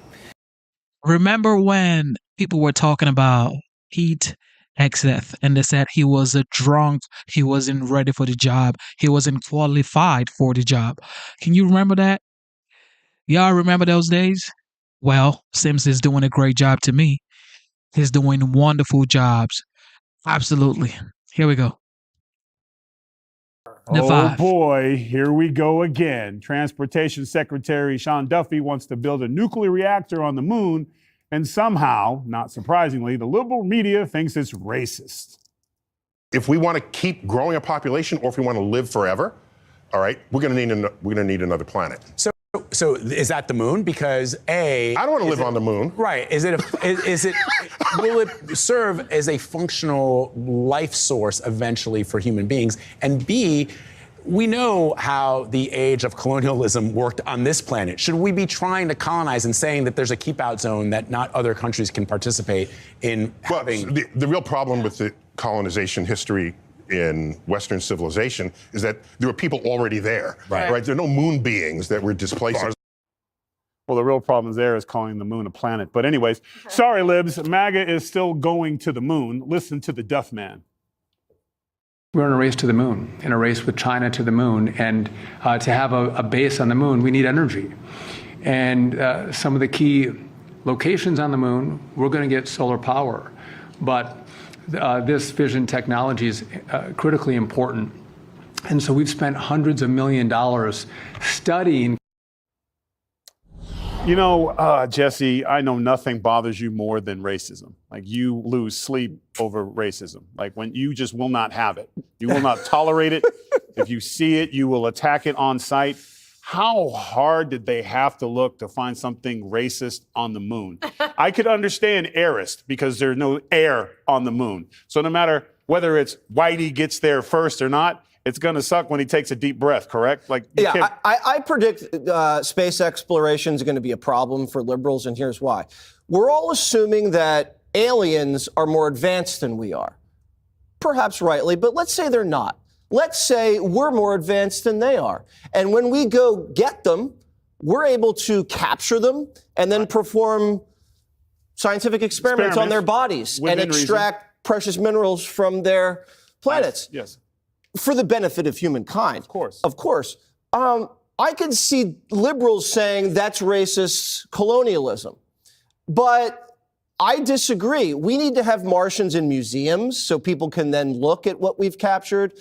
We need to use the moon as a launch pad to colonize other planets in the solar system so we can just spread humanity all over the place. Because that's what God put us on this earth for, to spread humanity. Not in a sexual way, Dana, but to spread it around. Well, how else do you do it? Yeah, you did a really good job of spreading that around. Kennedy, Tyson is a brilliant man, and he literally was a part of one of the dumbest conversations I've ever heard. First of all, the moon is not a planet. Second of all, he's like, oh, you know, we colonized down here. And again, the moon is a crater. It's not a planet. It's a moon. Yeah. And there's a lot of problems with just that's spun off of us. Yes, and it's a lot of problems. It's like the Ropers to our Three's Company. Yes, it really. Well, I would have liked to have seen Furley and Mrs. Roper. I'm just saying, maybe something on the moon. We could have a treaty of some sort. But like, how on the level of what is important in the world right now? Arguing over whether it's going to be a racist moon colonization. Is that really where we're at in the media today? Yeah, that CBS This Morning Plus anchor needs to be relieved of airtime for a few weeks to go and have a little bit of a rethink about some of the dumb questions that he asks. Because, you know, as Neil deGrasse Tyson rightly pointed out, in order to colonize beings, you have to have beings. There are no beings there. Moon beings. I hope they weren't offended by that. Neil deGrasse Tyson has a phenomenal personality. And I'm a little offended that no one on CBS played Whitey on the Moon by Gil Scott-Heron. Right. Rat done bit my sister Nell with Whitey on the Moon. But, you know, it's like the point isn't that the United States wants to build nuclear reactors. I hope we do. I hope we have mini reactors. I hope we have private reactors. Nuclear is absolutely the future if we are going to have energy independence as a country and as a species. But either we're going to do it or someone else is going to do it. I understand that, and I absolutely grant that. I don't think it's Russia because I think they're far more destitute than the rest of the world gives them credit for. I do think China is saving their powder on Taiwan because this is the kind of place they want to put investment. And of course, I want America to always be the victors in our ongoing Rocky IV battle. Right. I just don't want my taxes to go up. That's really so. If they can figure out a way to do this that is tax revenue neutral, I'm on board. Rosanna, is there ever anything that happens during the Trump era that the news can just, mainstream media could just report the news? No. It doesn't matter what it is. They're building a nuclear power plant on the moon, and somehow they connected it to Trumpism and racism. Like they just... At some point, you want to say, just take 5. I was just wondering, was there a wink there somewhere? Neil deGrasse Tyson, who I love, if he was my science teacher, I would have been the best student. Sadly, he was not. But anyway, he wasn't even buying that whole... Yeah, he tried to pivot. He tried to pivot really quickly. But this is what I want to say. The race to outer space has so shifted.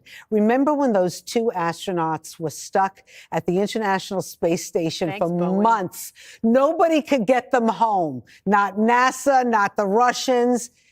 It took Elon Musk, a private businessman, to get his resources together to rescue them at the International Space Station. I mean, times have changed. It's a race to space, and who knows who's going to win this? But it's a big business now. Yeah, Elon already won. That's a won. great point because for a minute there, it looked like private businesses going to the moon was the way to go because Elon had that amazing thing, but then Amazon had their launch, and everyone was kind of like, oh, maybe we need to go back to NASA. Like in the range of what's important in the country right now, like on your list, when you wake up in the morning, are you excited about having possible lighting on the moon? So this is a great question for me, and I'm going to make a confession. Please. It's the last thing I care about. It's on my list. When it's number 37. Yeah. When there's going to be a space launch and it's going to happen during America's newsroom, I could cry. Yes. Because I'm going to have to talk about it. And I'm going to have to look at Bill Hemmer and say, "What? I don't know." I'm going to have to be on the Google. I have to say, like, the only thing I ever cared about was pigs in space. Right. And I loved pigs in space. I want nuclear power. I want it here. I want people's electric bills to go down because we have clean nuclear power here. And I know it's probably easier to like build one on the moon right now because of permitting, but I would really love to see us be able to do it in America. And I wish so much that I cared about space, but I don't. And I found this to be a very August type story. Yes, because I agree with you. Again, I would rather our airports work and our light bills be a little less. You know, a lot of people talk about the earth and how we still have hungry people, countries fighting against each other. And it's like, why are we going to the moon or to Mars to occupy Mars? But the fact is, you have to explore. Okay, you can do two things at the same time. You can try to save Earth, clean the sea, save the hungry kids, try to cure cancer and all of this diseases. As well, you still have to explore the planets. You still have to explore the galaxies and all. But look, Elon already won that race. Of course, Blue Origin, Amazon's Blue Origin is doing what it's supposed to do, which is compete. But Elon is the king of that era. So here we go. And the feds could be crashing the party for those runaway Democrats. Texas officials say the FBI is on the case, trying to track down the crew that bailed on the Lone Star State and deny the Republicans 5 more red seats. They've been holed up in even more gerrymandered turf like Illinois. But Texas Governor Greg Abbott says the dragnet's already closing in. Believe that there are at least 12 Democrats in the state of Texas. We have a dragnet taking place as we speak right now across the entire state to locate and to bring to the Capitol at least a dozen Democrats here in the state of Texas, as well as efforts we are undertaking in other states to bring these runaway Democrats back to our state. And that's not all. Texas Attorney General Ken Paxton has launched an investigation into Beto O'Rourke's political group for reportedly funding the travel of the runaway Democrats, including those ritzy private planes they took to get out of Dodge. O'Rourke brushed off the probe while warning that a new map could pave the way for a Trump third term. It means more retribution and persecution and even violence for Trump's political opponents. And it also means that a Republican majority Congress with these 5 stolen seats, if we allow them to succeed, will roll out the royal red carpet for a Trump third term. So this is literally for all the marbles. And it comes down to what is happening in Texas right now.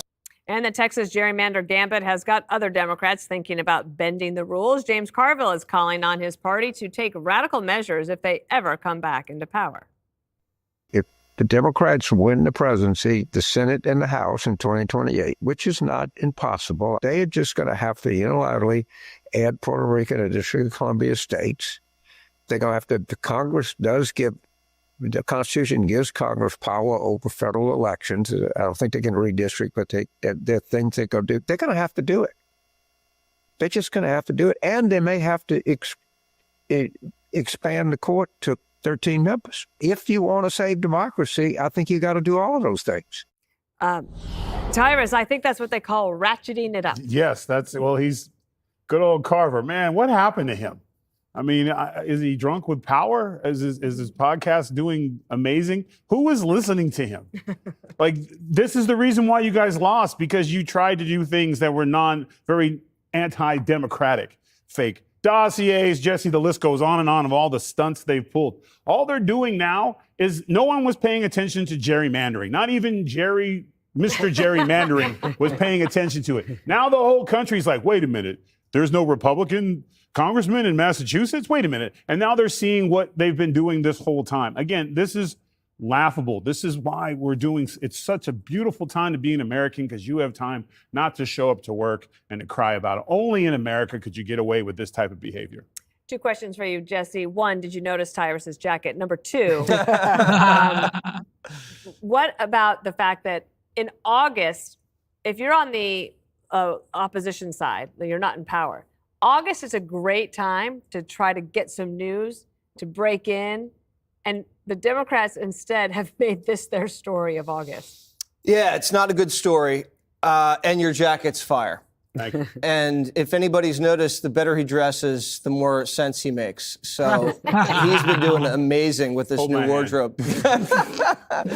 So in armed conflict, Dana, there's something we call the escalation ladder. You remember during the Cold War, you had 2 nuclear powers and you'd have guys wargaming situations.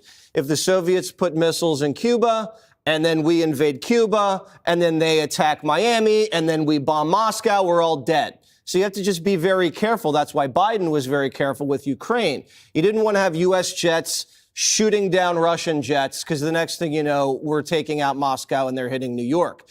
The Democrats have been waging political warfare unrelenting for about 3 decades, and the Republican Party has not retaliated. They have fined us, they've shot at us, they've censored us, they've gerrymandered, they've done pretty much everything. Spy, cheat, lie, hoax, you name it, they've done it. And for the first time, a Republican president is going to say, no, we're going to punch back. It's like a bully, Dana. What do you do with a bully? You got to punch the bully in the nose, because if you don't, you're going to keep getting bullied. Tyrus, you know, in the late 80s, early 90s, the Pistons bodied Jordan. Bad boy. Anytime he went into the lane, there was 3 guys converging, hard fouls, went right to the free throw line, beat him up. And finally, what did they do? They went into the gym. Pippen got stronger. They trained all year. And they came in, got some new guys, some stronger guys in the paint, and they won. And then they won 3 championships in a row. Trump's tired of getting bullied. Trump's not going to let this slide anymore. If he needs to gerrymander, he's going to gerrymander. And if they want to add stars to the flag, okay, we'll just take Alberta, Saskatchewan, Manitoba. And it doesn't have to be aggressively. We can take it peacefully. It will be a mostly peaceful invasion. And those are 3 states.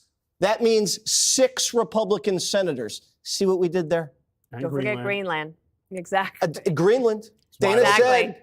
I'm all for it now. 16 I am totally for it now. Kennedy, I imagine that these Democrats start to miss their bed. Their what? Their own bed. They do miss their own beds because their own beds are going to be very, very expensive if they're getting fined $500 a day by going on the lam. I don't know. I hate to diverge here, but I can't stand the drama. Like, I know that we have been mainlining political drama in this country, and it's got to be a tit for tat, pardon my language. But Forgiven. At some point, it just gets to be too much. And, you know, yes, Democrats are going to run out of states to gerrymander. And they're going to, you know, James Comer like, we're going to go get Puerto Rico. And then, you know, Jesse's going to be president. And he's like, Estonia, Latvia, we're coming for you. But it gets to be too much at some point, and the Supreme Court has been asked to step in with several cases, and they always step aside and say the states have to be the ones who decide how their elections go. But at some point, they're going to push it too far, and we're just going to crater, and then we're all going to be on the government cheese at those state-run grocery stores like we're going to have in New York City, and we're not going to like the ending to this ongoing drama. So I'm Jessica Tarlov, and I say Democrats come home. Rosanna, what if we found some of those Texas TikTok Democrats like at a matinee on Broadway? They're probably within our midst, because don't forget, Governor Hochul is so empowered by this here in New York City. She tried to redraw the maps twice and lost. But the difference between our legislators in New York, they didn't run away. No. They fought it in court and they won.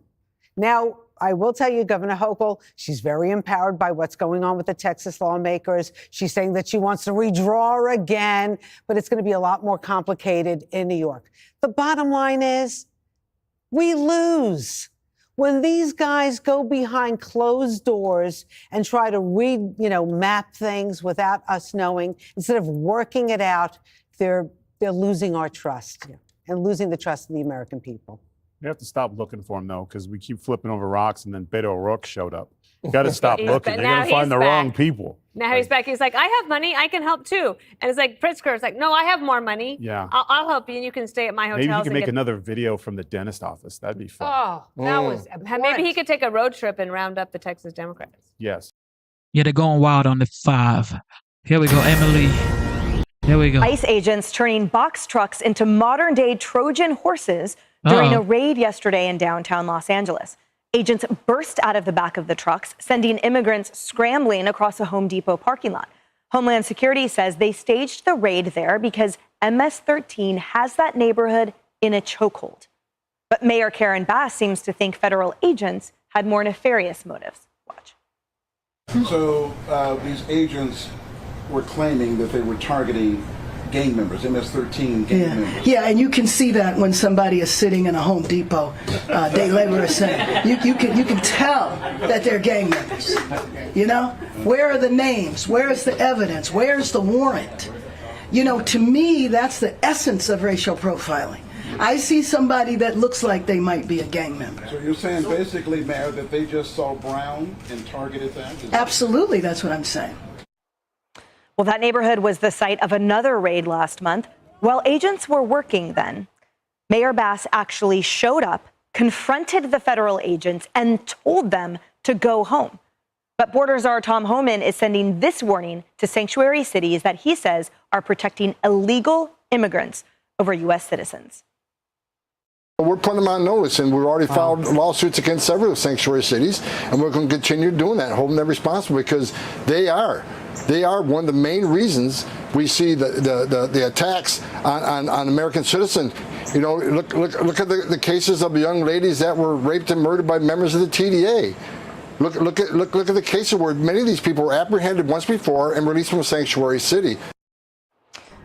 And that's another layer, Lisa. If they're intent on protecting Brown, well, then they should be protecting those victims of many of these criminal illegal immigrants that are disproportionately from communities like that, too. So where's that outrage? Well, exactly, Emily. It's their upside down world that these leftists live in. I would like to say, let's just let these sanctuary cities bear their own consequences and bear their own weight of their sanctuary city problems. But unfortunately, it spills out to the rest of us. And we saw that with Laken Riley, where her killer enters into the country, El Paso, Texas, settles in New York City, where he had charges related to endangering a child in a motor vehicle violation, was released before ICE could issue a detainer, and then was sent to Athens, Georgia on a humanitarian flight, right? So that's the problem with all this, is we have to stop it at its source, because it's eventually going to impact the rest of us. Also, especially after what we saw under Joe Biden, we should be doing everything we can to put up a red sign. You're not welcome in the United States. And sanctuary cities are basically a green light saying, come to America, come to the United States, and come here. And it needs to be stopped. Griff, you've spent so much time on ride-alongs and at the border and the like. Talk to us about the danger that the mayor poses when she totally impedes the course of duties of law enforcement while they are in the course of what is statistically a really dangerous execution of their official duties. That's the perfect question, Emily. So what the mayor here is protecting, Mayor Bass, is on that Home Depot raid that we are just watching, that Matt Finn, our correspondent, went on. Among the people they arrested was a Guatemalan national that had been convicted 3 times, not once, not twice, 3 times of a DUI. Now, that poses a threat to the community. But for a sanctuary city, that individual would have been not released back out to the streets and would have been sent out. But Mayor Bass isn't alone. You see here in New York City, a sanctuary city. You see in New Jersey, you just had an individual, an illegal alien, criminal alien with a rap sheet cross the lane, hit a mother, an 11-year-old child. That individual had multiple cases that they were released back on the streets, when in both situations, they should have just been removed from the country. They would have gotten lawful federal immigration orders to be removed. And that's why Border Czar Tom Homan, talking to Harris, is saying, just work with us to take the threat off the streets. How people are not on board with this as a bipartisan issue is beyond me. Well, we've seen this so much with mayors of Democrat-run cities downplaying the role that criminal cartels play in control of their city operations. You had it in Denver when Tren de Aragua was controlling multiple apartment complexes, and you had the media and other Democrats being like, that's absurd, they're not doing it, before finally admitting that they were. Cartels control our southern border. They control completely who gets in and who gets out. And part of the way they control that is by having these outposts in American cities. So this downplaying of the role that cartels play and the damage they cause, the human trafficking, the sex trafficking, the drugs that they're running, it makes it very hard to think that Karen Bass will in any way be anything other than a problem when she doesn't even acknowledge that reality. Well, and our reality under the current President Trump is so different than what it has been that let all these people into the country. So Our National Guard and our military are controlling that border now. And when you go down there, you can see that. The cartels are being pushed back. There are reports of them bleeding money, if you will. They're in financial trouble. As a cartel, I don't exactly know how that happens, but too bad for them. What that means, though, is that we have millions of these people here, and we didn't vet any of them. So we've got to find them. And as Molly is pointing out, when they're living amongst us, they exploit our weaknesses. And part of Karen Bass's weakness and in some of these blue state-led areas and their leaderships is, well, gosh, we don't really know who's here either. They'll pop up when they pop up. We don't want to look bad. So, let's just try and push that under the rug. If that's not what's happening, I'd like for her and some of these other leaders to come out and defend their actions then. And by the way, are we ever going to be any more confused that Karen Bass doesn't care about her constituents than we were when the LA fires broke out? And on the heels of that, within hours, she had jetted off to another country. I think we're clear. She doesn't have this in her. She's not focused on it. It's not in her front view. Hey, everyone. Oh, my goodness. Let ICE do their job. All right, here we go. Netanyahu right here. Long interview. It's a long interview. Incident at home 2 hours ago here in Jerusalem. I sat down with an exclusive interview with the Israeli Prime Minister. We talked for about 25 minutes on camera right before a significant meeting is about to happen. As you know, the fate of the hostages is still out there. As you know, there are allegations against this government for genocide and starvation. There are questions about his relationship with Donald Trump, even Vladimir Putin. Israel's long-term plans for Gaza and how they achieve a lasting peace is still an open question tonight. We mentioned we're almost 2 years into this war. This country's tired, but they're still fighting. Here now, the Prime Minister of Israel, Benjamin Netanyahu, on all those topics and more. Mr. Prime Minister, thank you for your time today. Well, glad to see you again. Thank you. After this interview, you will go immediately into a meeting with your security cabinet. Will Israel take control of all of Gaza? We intend to, in order to assure our security, remove Hamas there, enable the population to be free of Gaza, and to pass it to civilian governance. That is not Hamas and not anyone advocating the destruction of Israel. That's what we want to do. We want to liberate ourselves and liberate the people of Gaza from the awful terror of Hamas. And you were in the Gaza Strip today. You met Palestinians who are fighting Hamas because finally they see that they have a future. They can rid themselves of this awful tyranny that not only holds our hostages, but holds 2 million Palestinians in Gaza hostage.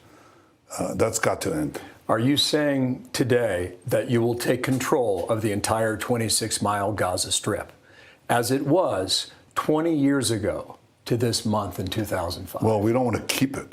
We want to have a security perimeter. We don't want to govern it. We don't want to be there as a governing body. We want to hand it over to Arab forces that will govern it properly without threatening us and giving Gazans a good life. That's not possible with Hamas. The only way that you're going to have a different future is to get rid of this neo-Nazi army. The Hamas are monsters. Look at what they're doing to our people. Look at what they're doing to the way they massacred, raped, beheaded our people, our men and women, burned our babies. And they are really cruel to their own people because when we try to take them away from the combat zones, they shoot them. They want people to be civilian casualties. They want a starvation policy that they themselves are trying to put into being, and we're doing everything to reverse that. They have to go. I think President Trump has said it. You have to see two things in Gaza. You have to see Hamas eliminated, and you have to have the hostages released. And he's absolutely right. There are 20 hostages that the Israelis believe are still alive. And in recent events, the closer the IDF got to them, many of them were killed. Are you prepared for that? We're doing everything in our power to salvage the hostages. We've, in the beginning, the second day of the war, I think, a senior command official in Israel said, you're going to have to get used to the idea that we're not going to see any of them alive. And I said, no, I don't agree with that. I think with a combination of the right military tactics and international pressure, we can get all of them, and certainly most of them, out. So far, we got out of 255, we've got 205 released. 148 of them are alive. Nobody believed that. And I believe we can get the others, but we have to combine the right tactics, military tactics. Without military pressure, nothing works. Yesterday, I spoke with LaRon Berman. He has two brothers. Yes. His family believes they are still alive. He said the following: my advice to you, speaking to the Prime Minister, by all means necessary, we need to bring them back for stability in the region, for the future of Israel. It's a tough decision, but we will handle everything, meaning Israel. What do you say to the families of the hostages? That's exactly what we're trying to do. People say you can't both release the hostages and eliminate Hamas, and I disagree. I think so far we've shown that we can, and I intend to complete the job. But we have three missions. One, to eliminate the Hamas as a governing and military power in Gaza. Otherwise, there's no future for anyone. And we'll have many more kidnappings and many more hostages. Second, achieve the liberation of all our hostages. And third, make sure that Gaza doesn't pose a threat to Israel again. And we're well on our way to achieve all three. Now, there are difficulties because there's so much vilification and misrepresentation in the press.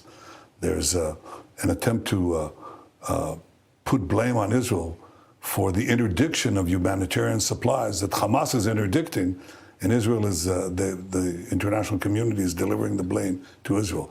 They're doing everything to rob these food trucks. They're taking the food for themselves and then jacking up the price for the remaining supplies to their own population. That's monstrous. We have seen some of that, and you're right about that. And you're also right that we went into Gaza while we've been here this week. And we were in the southern town of Rafah, near the Sinai Desert in Egypt. And that town has been flattened.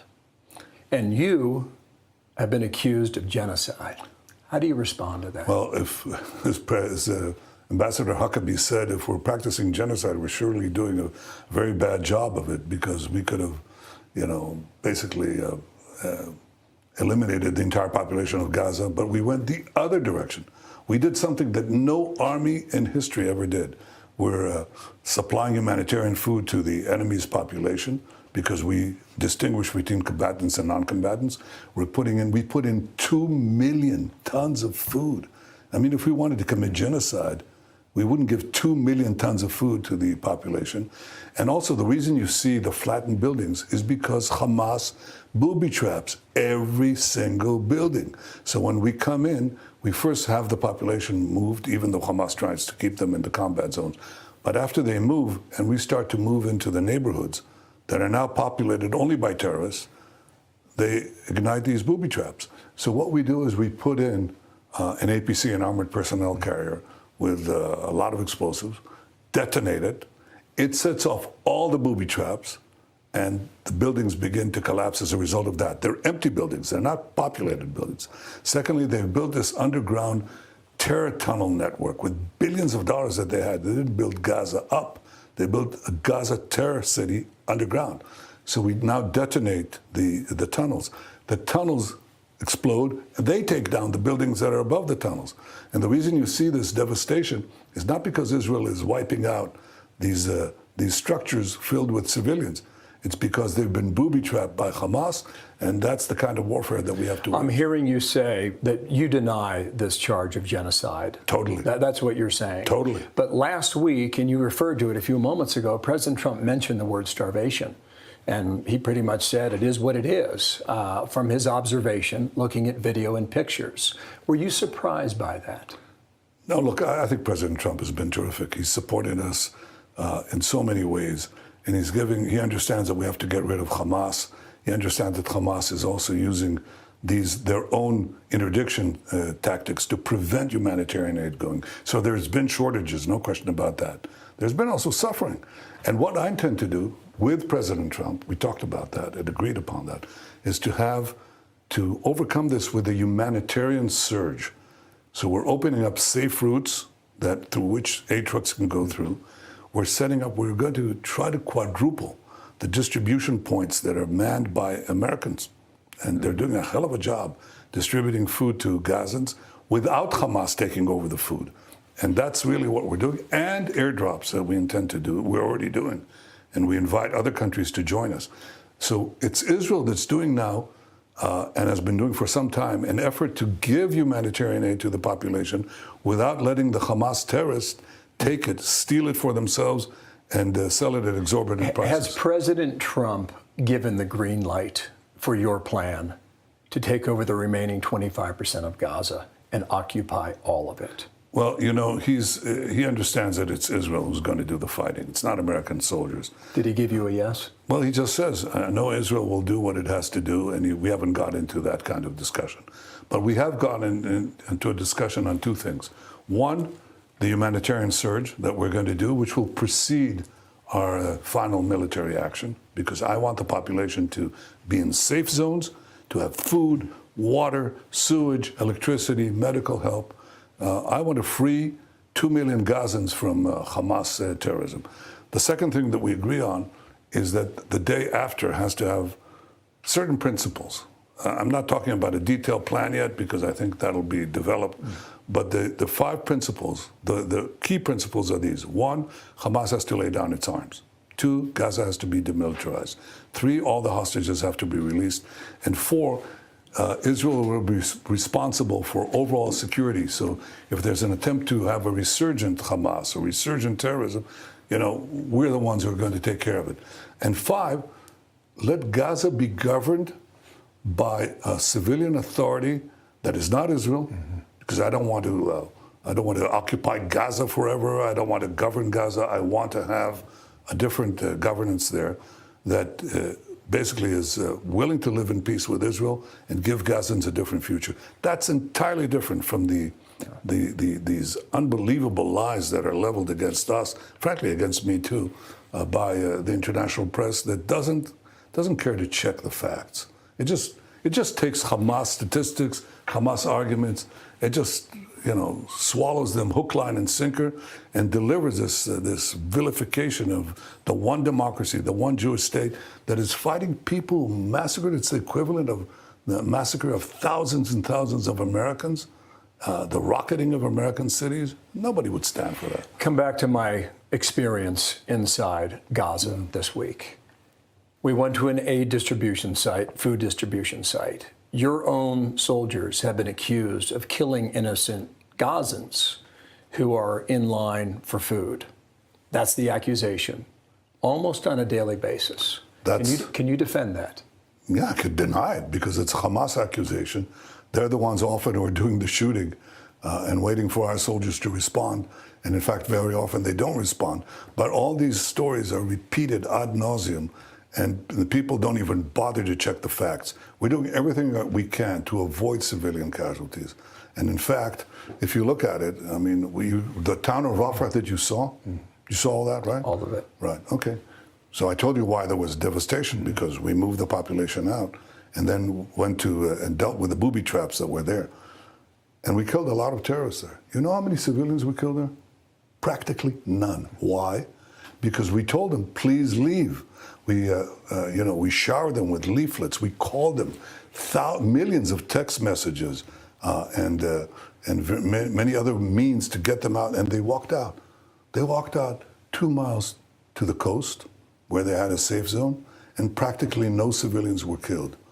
That nobody describes, nobody talks about. Israel is doing things that no army in history has done. John Spencer, Colonel John Spencer, who's the head of urban warfare studies at West Point, he said that he scoured all of his modern history. He said no army in the world has done that.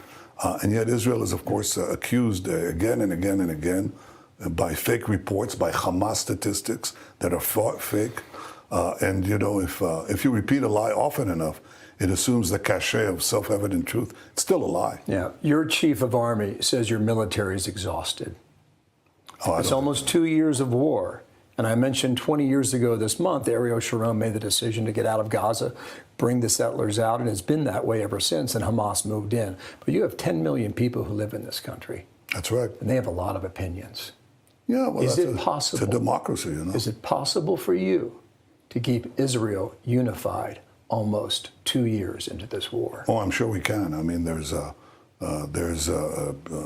organized and systemic campaign against us. That's part of democracy. I accept it, although a lot of it is foreign funded by the same people who also encourage the demonstrations on your campuses and so on. But I'll tell you one thing, the people are united. Not every last one. This is not a dictatorship. But, you know, when it's a Southern Front war, and look at what we did. You know, we were attacked. We were on the verge. Everybody thought this is the end of Israel on October 7th, when Hamas cruelly invaded us and those monsters took the hostages and murdered the men and raped the women and beheaded, it's beyond belief, and burned babies, okay? And everybody said, oh, Israel is gone. And I said on the second day of the war, I said, we're going to change the face of the Middle East. And we went against Hamas, then we went against Hezbollah, the terror proxies of Iran. Then we had the downfall of the Assad, the murderous Assad regime in Syria. And then we went after Iran, and President Trump joined us, which was a magnificent act of solidarity against a common enemy. Everybody said, oh, well, you know, Israel is not going to be together, but it is. Now we have to complete the job of eliminating basically the last proxy of Iran that's still standing. And this is your job to sell it to your people. Well, I don't have to. Believe me, the people are selling it to me. You know, I go into Gaza as you went in. You've been to Rafah? I've been to Rafah. Mm-hmm. Okay. Talk to the soldiers. Talk to the division commanders. You know what they tell me? They tell me, Prime Minister, don't bother with the press.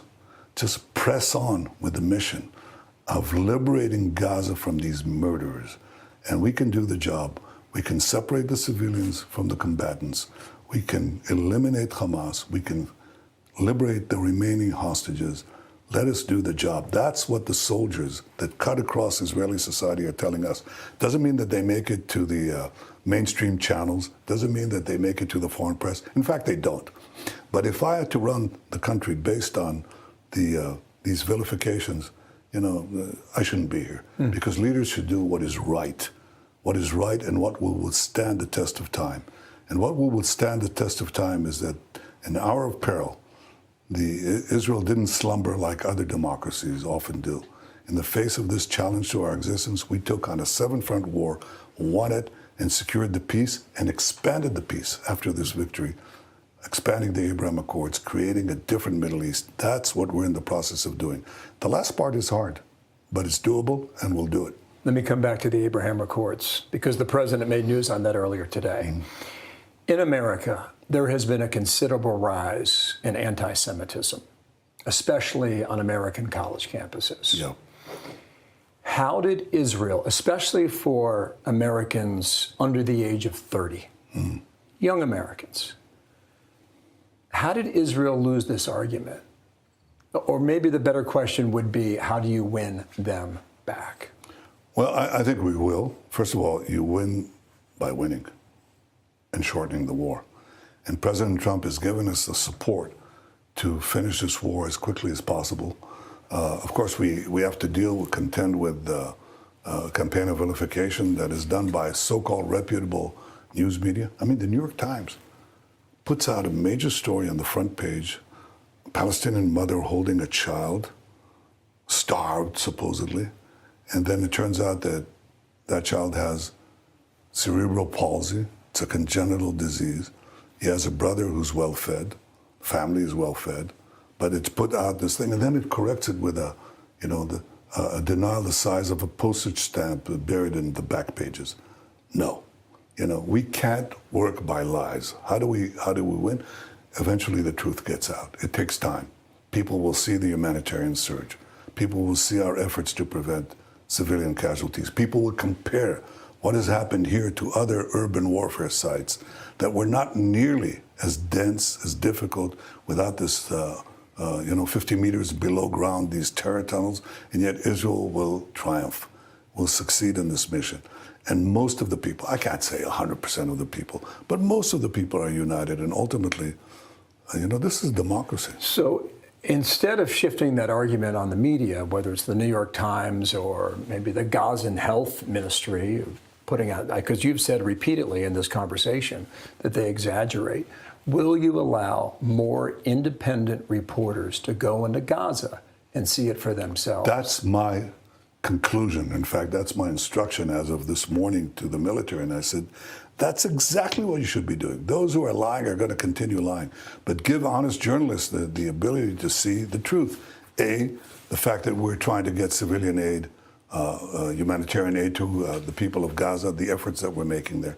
B, to understand and explain why those buildings are destroyed, because they're booby-trapped, and we clear the population. And I'm glad you were in. I'm glad you did this thing. I'm glad, in fact, I would say you were blazing the trail.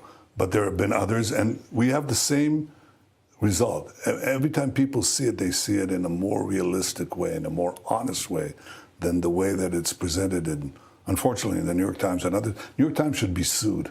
I'm actually looking at whether a country can sue the New York Times, and I'm looking into it right now because I think it's such clear defamation. I mean, you put a picture of a child that's supposed to then represent all these supposedly starving children, yet they put in this picture of a child who has cerebral palsy. Then they took another picture somewhere else in other media, a child who had cystic fibrosis, got nothing to do with starvation, or another child that we actually sent to Italy to be cured.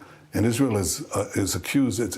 But still, you concede there is suffering on behalf of people suffering in Gaza. Yes, because Hamas is interdicting aid, exactly. And what we're doing is overcoming it. I don't deny that there's suffering. I want to end the suffering.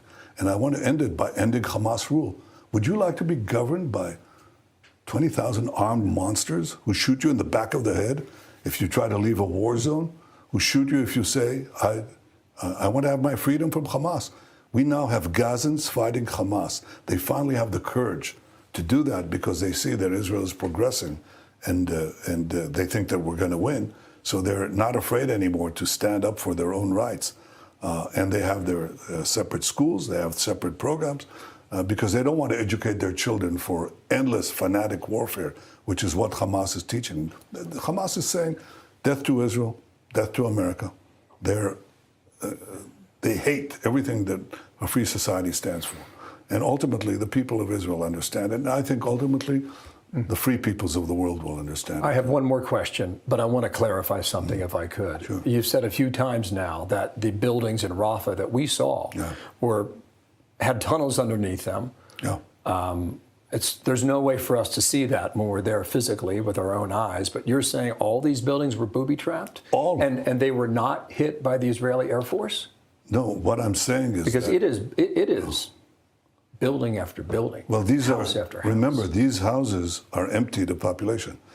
In the beginning of the war, I remember my visit to Washington, and I was told under the previous administration, they said, there are 1.4 million people in Gaza, in Rafah, because we moved the population away from war zones, and they all concentrated in Rafah. Then we wanted to eliminate Rafah. It's like, we were told, don't go in there. And I said, what do you mean don't go in there? It's like the Allies are, take over Germany. And finally they're told, don't go into Berlin. Don't go into Berlin and leave the German army, 25% of the German army intact. I said, of course I have to go in. But they said, but there are all these civilians. And I said, okay, we'll make sure that they leave. In fact, they left within 6 days. They all left. And then we had to go in. It's full of terrorists in those buildings. In the streets, they booby-trap the streets, they booby-trap the buildings. So we go in and clear it away. And that's what you would do. That's actually, that's what you did. That's what you did in your war zones, too. The reason why this point is important for me to understand is we only saw one part of Gaza, and we did not see the rest of it, the town of Rafah, as I referred. Last question, sir, if I could, please. The president earlier today put on Truth Social that he wants all the Middle Eastern countries to join the Abraham Accords. Who are the holdouts? Well, you know who we have peace with. So if you look at the other countries, they're the ones that are potential and real potential candidates for this. And I think, look, the president and I joined forces with Arab leaders and had the Abraham Accords, which were historic changes, a real change in the Middle East. We had 4 peace treaties with 4 Arab nations in a very short time. And in fact, I think that the attack on October 7th, among other things, it was meant to destroy Israel, but it was also meant to destroy the possibility of peace between Israel and the leading Arab country, Saudi Arabia. So obviously we like to see, with the elimination of Hamas and the Iran terror axis, which has been our war. Our war the last 2 years has not been with Hamas only, it's been with Iran and all its terror proxies and its attempts to develop nuclear weapons. Other than Iran, who would be a party to this deal? Well, Iran could be too if the people of Iran rise. Is that an invitation? It's been something that I think that many of them want. Many of them want to relieve themselves of that tyranny. And they openly say it. You know, I send videos to them, and I'm amazed. Bill, I'm amazed. Millions and millions of respondents from Iran, sometimes with their names and even their faces. You can't believe that they're doing that, but it shows you the thirst for liberation there. So, but if the liberation of Iran will happen, it'll happen because we delivered a very strong blow to Iran's seeming invincibility, and the people will rise from within. But who are the countries that we know we could make peace with once we finish the war in Gaza? I think there are at least 5 or 6 countries here in the Middle East. And President Trump and I have talked about it a great deal. And he's been just an unbelievable partner. When did you talk to him last? A few days ago. Okay, so this week. No, I think it was last week. I think, but we talk every week or so. You talked to Vladimir Putin recently. Yes, a couple times. Yes, is that correct? Yes. What did he tell you? Well, I can tell you what I told him.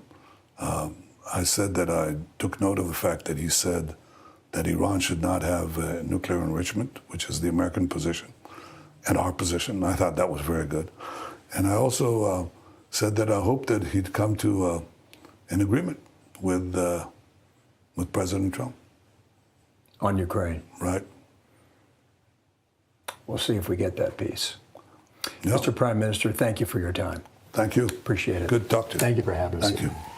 So far as we can tell, it's the first time he's been asked directly about the allegations of genocide and also the allegations of starvation in Gaza. While that's happening, Sandra, there's also there's a lot of reaction globally, as you can imagine. Gaza is one within Gaza. Hamas, with many of their leaders in Qatar, have already responded, saying that this new offensive shows Netanyahu's aims to sacrifice the hostages and serve his own personal interests. So we're reaching that point right now where we'll get reaction from the Security Cabinet meeting and see what the next move is. Yeah, and the Israeli Prime Minister sending obviously a very firm message on many fronts there, including the plans to occupy Gaza, but also on the humanitarian situation with the Palestinians and, of course, the fate of the hostages.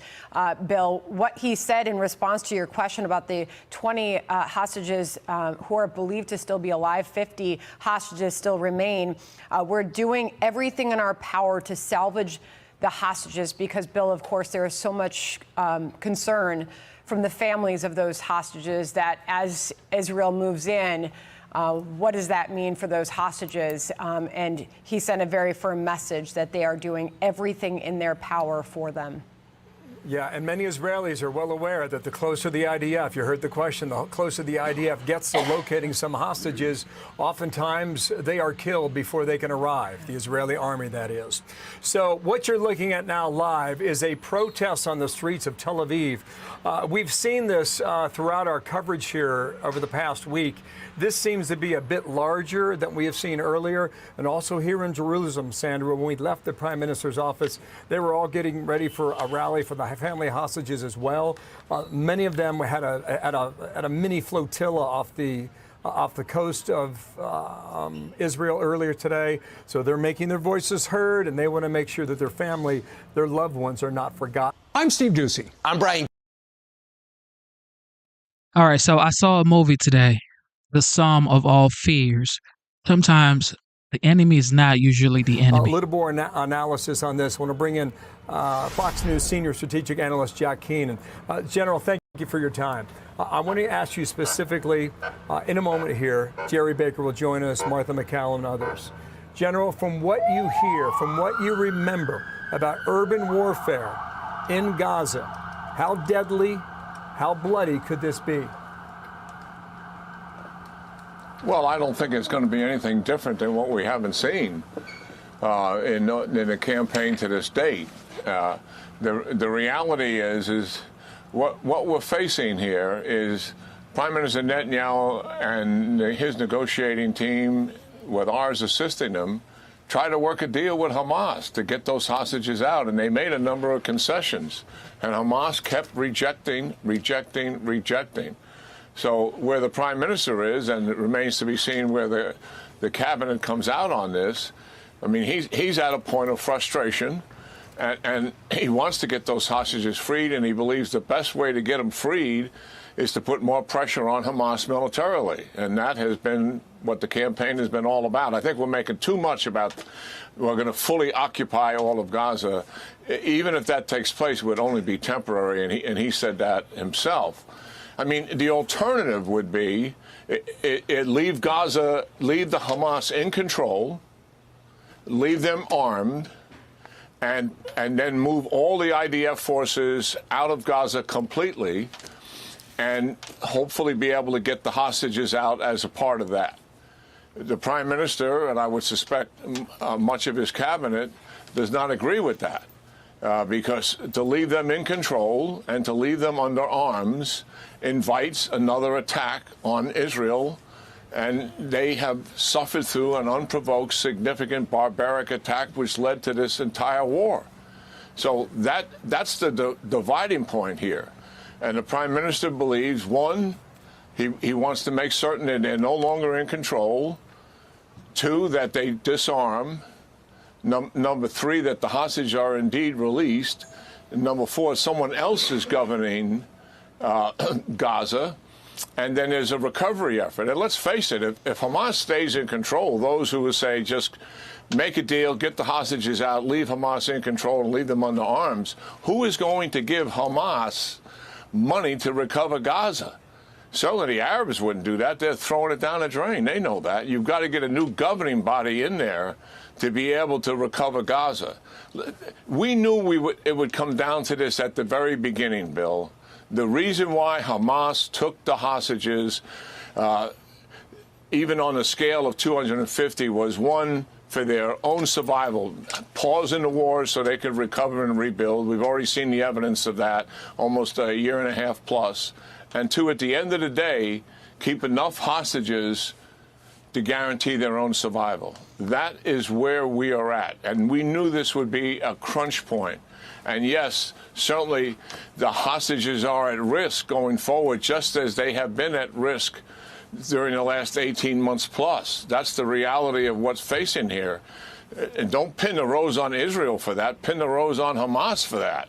These are the barbarians that have taken hostages on a scale we have never seen before. So that's kind of where we're at here. We'll see what the cabinet says, and are they unified on this? Certainly there are disagreements about how to approach this. You've probably seen that. That's exists in our government as well. I believe that's healthy. This is a democracy, and the Prime Minister emphasized that more than once. But I believe it's likely this campaign will go forward to put more pressure on Hamas to eventually remove them as a governing body and to best attempt possible to disarm them and get the hostages out with that additional pressure. I think that's where we are. General Aquino, if I go back to your initial point about not making too much of the Prime Minister saying that they will take full control of Gaza, here was Bill's follow-up to that statement and his clarification of it. Listen. Are you saying today that you will take control of the entire 26-mile Gaza Strip? Well, we don't want to keep it. We want to have a security perimeter. We don't want to govern it. We don't want to be there as a governing body. We want to hand it over to Arab forces that will govern it properly without threatening us and giving Gazans a good life. To your point, General, we don't want to keep it. We want to have a security perimeter, he said. We don't want to govern it. What was your reaction to that moment in the interview?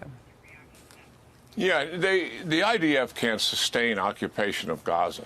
They're a small military. In fact, most of their military is in the reserve. They can't do that. What the model that they would use is the one they're using with Hezbollah. They drove Hezbollah back from south of the Litani River. They're no longer there. And they have come back since the ceasefire close to 500 times, and they have attacked them for doing that. And they're back where they should be. That, I think, is what Israel will do. They will stay on the periphery at the border. Someone else is running the country. And if Hamas tries to do something, they're going to attack them. But they don't want to sit there on top of them and run Gaza. That is not sustainable for the IDF at all. And guess what? Hamas would kill them. They would come out of their holes and attrit them gradually over time. And we all know that. So, yeah, I think the Prime Minister did a good job in clearing up this, we're going to occupy Gaza, the implication permanently. No, that's not happening. Thank you, General. Really appreciate your analysis on that, Sandra. Okay. Hopefully one day in this world, we get to leave as one in peace and unity. All right, here we go. Check this out, man. Check this out.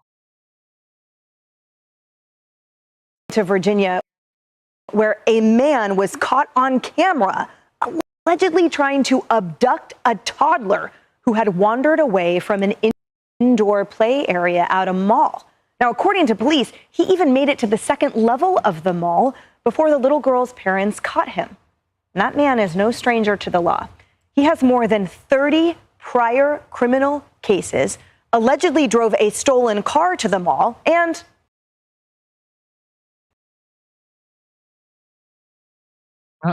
still on the streets. Now, the Fairfax County Attorney Steve Descano is facing a mountain of scrutiny for his string of soft on crime policies. The attorney is under investigation by the governor, Glenn Youngkin, following just one of many instances where Descano has released high-profile criminals back into the community, just like these. Meanwhile, in D.C., where a disturbing trend is on the rise, youth violence. And before we get to some images, we want to warn you, they are graphic. 2 teens are now facing charges of unarmed carjacking after they were arrested for beating a 19-year-old former DOJ staffer. Now, authorities say that when the teens first approached his car, the former staffer pushed his partner into the vehicle in an effort to protect her. And that's when the teens violently attacked him. Crime in our nation's capital is not new, but the age range of some suspects are staggering, some as young as 12 years old. United States Attorney for the District of Columbia, Jeanine Pirro, says it is time to end the violence. What the president was saying is that we're seeing far too much crime being committed by young people, 14, 15, 16, 17 years old, that I can't get my hands on. I mean, I don't know if you've seen some of the pictures, but, you know, young people are coddled. And they don't need to be coddled anymore. They need to be held accountable. If you look at some of these pictures of these kids being beaten by crews and bloodied up, and you want to tell me that, you know, it's only a kid who did it, no. Take a look at the bloodied up face and body, and you'll know that it's more than little kids doing this kind of thing. And Griff, the attorney's point there is that therefore they should be charged as adults. And she said the reason that these don't come on my desk is because they're being embroiled in family court. That's what she meant by being coddled. It is indeed time that we legally treat them as adults. That's right, Emily. And look, I've lived in Washington, D.C. for 3.5 decades. And while overall crime is down a little bit, the youth violence is skyrocketing. And carjacking in D.C. is up and getting dangerous. Why? Because these criminal organizations know that they can just get these teenagers under 18 to carjack, bring the car, and if they get caught, who cares? They're not going to be prosecuted. And that is what Jeanine Pirro is talking about. It's interesting, too, that we've not yet heard from D.C. Mayor Muriel Bowser. She got on the same page with President Trump when it came to cleaning up the homeless encampments. She got a little bit on the same page when it came to D.C. being a sanctuary city, something Bowser recently celebrated just years ago publicly on Twitter, now putting in her budget that they'll no longer be designated as such. It'll be interesting to see what she can do about it. But at the end of the day, that horrific attack by the DOJ staffer, Edward Korstein, he was intervening at 3 a.m. in Logan Circle, which is just blocks from the White House, in one of the busiest, most commercial areas in Washington, where Le Diplomat and all the great restaurants are. And at 3 a.m., he sees a carjacking going down. A hero steps in and saves a woman's life. But the problem is the crime committed by juveniles and these teenagers is all across Washington. I live in Georgetown, been there for 30 plus years, and no area is safe. It's not one area, it's everywhere, and Pirro is right to go after it. Molly, you live right outside that area, too. What do you Yeah, well, I lived in Washington, D.C. for a long time. We ended up fleeing to Virginia, which is better and has better police reaction to these crimes. But there are so many issues in play. I mean, first off, it was a couple years ago where 2 girls who were very young were charged with killing a man as part of a carjacking in the southwest area of Washington, D.C., if I recall correctly. And it's not a victimless situation here to not treat these children seriously when they commit the crimes. It's partly a policing issue. Of course, Washington, D.C. was all into the BLM, defund the police type movement. But it's also, we spend more money on education than probably any other school district in the country and have some of the worst outcomes. This is a super majority Democrat city. I mean, almost everybody in the city government is Democrat or even like more left wing than that. And you're seeing the fruit of their policies, whether it's education, family policy, crime policy, policing policy. I mean, it's a failure across the board. Yeah, and it seems so organized, Harris. To Griff's point, clearly there's being taken advantage of the system in terms of, well, there's not going to be consequences. I mean, we saw that with the cartels. That's why they were using juveniles. It's a really insidious way to subvert the system. And secondly, when you saw the charge that I read, it's an unarmed carjacking. But even if you don't have a gun, when you have 10 people on one person, that is a severe outnumbered ratio. That beating was severe and stopped by police, by the way, that saw it on foot and ran over. The girl was calling 911 from inside the car, but it's only a matter of time. We've seen what these vicious beatings look like. Look, I'm going back to Cincinnati again. The big brawl of the man and the woman who stepped in to help him as he was taking a beating, and then she ended up unconscious. Like, we've been covering this for the last week and a half. And the reason I come back to that was because that was an area that didn't have police at that hour. That was an area that didn't have an ambulance nearby to come and help out. I remember in the video, somebody was trying to drag her body. Like, I don't know if they were trying to help her or further hurt her. It's difficult to know from the video. But all of it was preventable to a certain degree. You can't keep the bad actors from doing what they're doing, but you can have better response time because that comes from leadership. So you mentioned Bowser. What will Muriel Bowser do? Shout out to Good Genes, C. Shelley. God bless you. Thank you, C. Shelley, for the super chat. C. Shelley says, much love to everyone here tonight, and thanks to Genesis for bringing us all together. God bless you, C. Shelley. Actually, God, okay? Almighty God brought us all together. But, C. Shelley, I get it. God bless you. Thank you, C. Shelley. Thank you for the super chat. Here we go.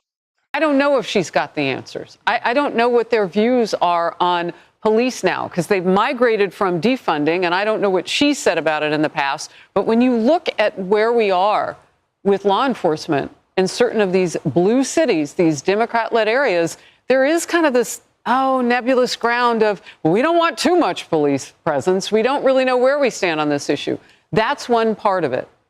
My mom was a social worker for more than 2 states, North Carolina and California. And she used to say that those people among us who are undercounted as adults do a lot of harm. And you've got to have them in your sights, meaning young people under the age of 18. That was her specialty. And she worked with kids who'd been accused of murder and other things.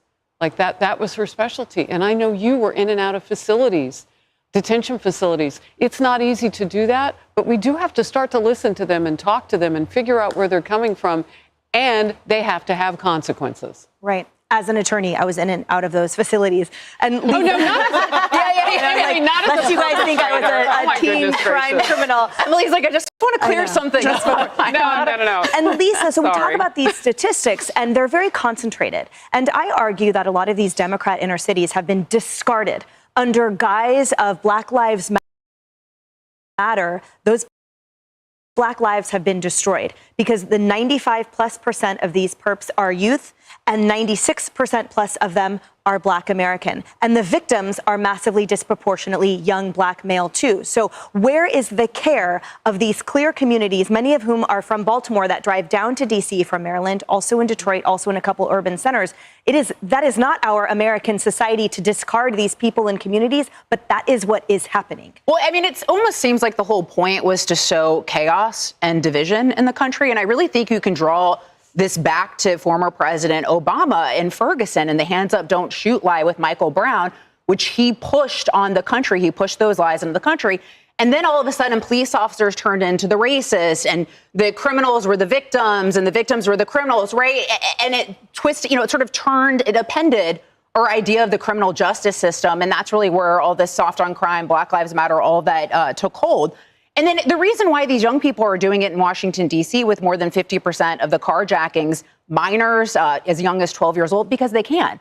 Because if they're unarmed, it's basically a slap on the wrist. And Molly referenced a case with two younger girls, 13 and 15-year-old in Washington, D.C.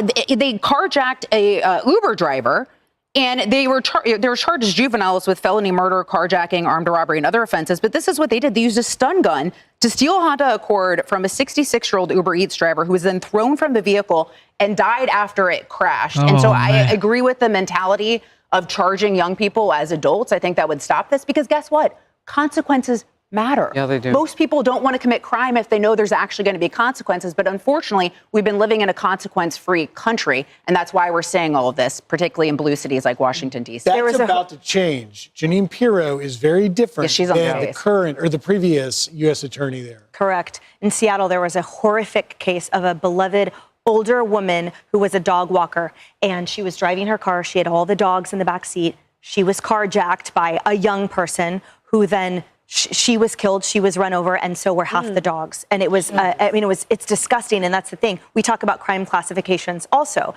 Carjacking is a violent crime, regardless if you are unarmed, regardless if you don't beat. So that is the thing, too. They have to prosecute these for the dangerous felonies as adults that they are. Yep.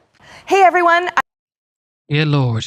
I mean, hijacking a car from a 66 years old person, and then at the end of the day, they lose their life.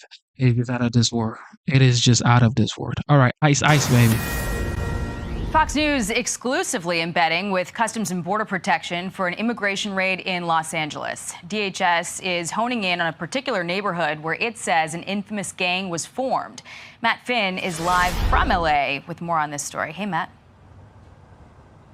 Hi, Jackie. It was called Operation Trojan Horse, and DHS tells us it was the first time they used unmarked rental trucks during an immigration enforcement here in Los Angeles. DHS drove those trucks into a parking lot of a Home Depot near MacArthur Park. One of the Border Patrol drivers apparently did pose as someone looking for work, but then immigration agents came out of the trucks and dozens of people scattered. 16 people were taken into custody. We are working on confirming their information right now. Now, agents got in and out in a matter of minutes. DHS says they did surveillance of this area prior, and they used the rental trucks because they claim there's too many scouts in this area.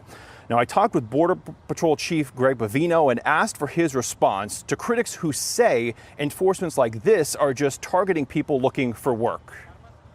And when we look at the damage that unmitigated immigration has caused to this country, look at the Jacqueline Nungares and the Kate Steinleys and all those that have been hurt, maimed, and killed by illegal aliens.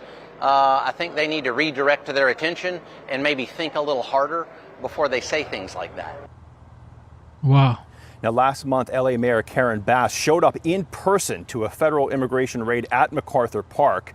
Bass claims yesterday's Trojan Horse operation may have violated a recent temporary restraining order issued by a federal judge aimed at preventing alleged discrimination by the Trump administration during raids here. So you say that there is evidence that they were asking, are people here looking for work? How is that consistent with them saying that they were looking for the gang members or that they were abiding by the TRO?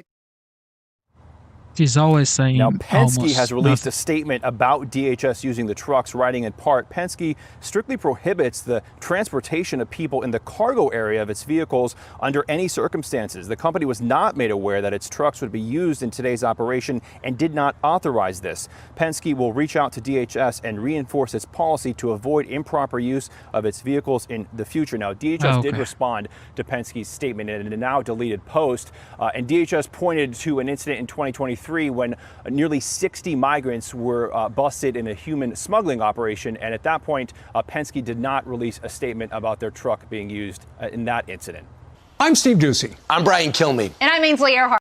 All right, Superman is now working with DHS ICE. is putting out almost every day now the worst of the worst cases to remind the public of exactly who Democrats are protecting. We just had the illegal criminal alien that killed a mother and her 11-year-old daughter, and yet this Democrat and others are protecting them by stopping ICE from doing their federal immigration law enforcement by removing criminal aliens, most of whom have final orders of deportation. Dean Cain, the actor who played We love Superman, him. yeah, he's a friend of our show. He joined ICE to support the president's mass deportation efforts. He's encouraging others to do the same. He was on with Jesse last night talking about this. Watch. These brave men and women need someone to stand up for them. So rarely, these days are we seeing that. Someone like Daniel Penny stands up, he gets vilified. Dan Bongino steps up, gives up $5 million a year, and goes and takes his position at the FBI. This is the kind of thing where people have to step up. I'm stepping up. Hopefully, a whole bunch of other former officers, former ICE agents will step up, and we'll meet those recruitment goals immediately, and we'll help protect this country. It always has been for me. It's the reason I became a police officer during that time when everyone was trying to defund the police. That's when I stepped up and joined, because it makes no sense to me. It's totally insane. And this country was built on patriots stepping up, whether it was popular or not, and doing the right thing. I truly believe this is the right thing. So I think this is huge and great for morale. I actually talked to Dean before I became a reservist. I talked to him about his process that he went through as well. Kind of inspired me to do the same. And for him to now join ICE, I think is going to be a boost for those agents because you need them. And this is not the only boost that they're getting. They're getting an extra $50,000. If you have student loans, the Biden administration just wanted to pay off everyone's student loans. But if you join ICE, they're going to pay up to $60,000 of the student loans. And this all goes back to patriotism, enforcing the law, appreciation for law enforcement when one side tries to demonize it, Griff. Yeah, and listen, my hat's off to Dean Cain. Applaud him for answering the call to serve. ICE sources I talked to tell me, by the way, a lot of those people that are applying again were former ICE officers that could not do their job under the Biden administration. So they quit. Now they're seeing they can come back. And so by removing the age limit, if you were in that 40-year-old range, you now can come back and do what you wanted to do, which is your, call to serve. I think it's great. You don't have to have a college degree, but to have that much paid off, to also get the $50,000 signing bonus. And Dean Cain was touting the great benefits and the pay in addition to those bonuses. It's a service for the country. I'm Steve. Wow, Superman working with ICE. There's nowhere to run because Superman is going to get you. There is nowhere to run. Look, I've always wanted to join the reserves, and I said I was going to join the reserve. If I don't do it from now and 2 years' time, I might never join the reserves. But my dream, I really want to serve in the reserve. So, whenever I tell y'all I joined the reserve, don't be surprised. Apple is announcing that it will invest $600 billion, that's with a B, in the United States over the next 4 years. That's $100 billion more than they were originally going to invest. For the first time ever, every single new iPhone and every single new Apple Watch sold anywhere in the world will contain cover glass made in Kentucky. We're going to keep hiring in America, and we're going to keep building technologies at the heart of our products right here in America. Another day, another win for America. President Trump securing an additional $100 billion investment from Apple with a promise to make all its phone and watch cover glass here in the U.S. in Kentucky. O'Leary Ventures Chairman Kevin O'Leary joining us now. Kevin, I want to get your reaction to this pretty big announcement at the White House. Well, the administration wants to show that their policy is having the desired effect that they promised voters, that they'd repatriate, redomesticate production, manufacturing, et cetera. Now, the thing to notice about this, if you're a CEO like Cook in the S&P 500, and you've been watching the White House now for the last 200 days, there's two types of Trump meetings. Remember, all cameras into the White House. The first bad meeting was Zelensky from Ukraine. No one had ever seen anything like that before, and everybody woke up and said, whoa, what was that? And so when you go to the White House, you're either going to have a good Trump meeting or a bad Trump meeting. That was a good Trump meeting yesterday because Cook stood up and said, we're bringing jobs back to America and investing more, and stood up beside those charts, and the market listened. They don't know the details. The market doesn't care. All they know is he had a good meeting, and Trump is probably going to back off on Apple now, and that's good. That, in addition to promises to invest in AI, shot the stock up. Apple had added billions to its market cap yesterday. Good Trump meeting adds market cap. That's what we're all learning. Well, and on the larger spectrum of this whole idea for what this impact and really the Trump tariff plan means for the manufacturers in the U.S., you know, Kevin, I talked to a steel manufacturer, makes steel baskets. He says the EU deal, these tariffs, is great for him. He calls it the reindustrialization of America is what we're witnessing. Do you agree?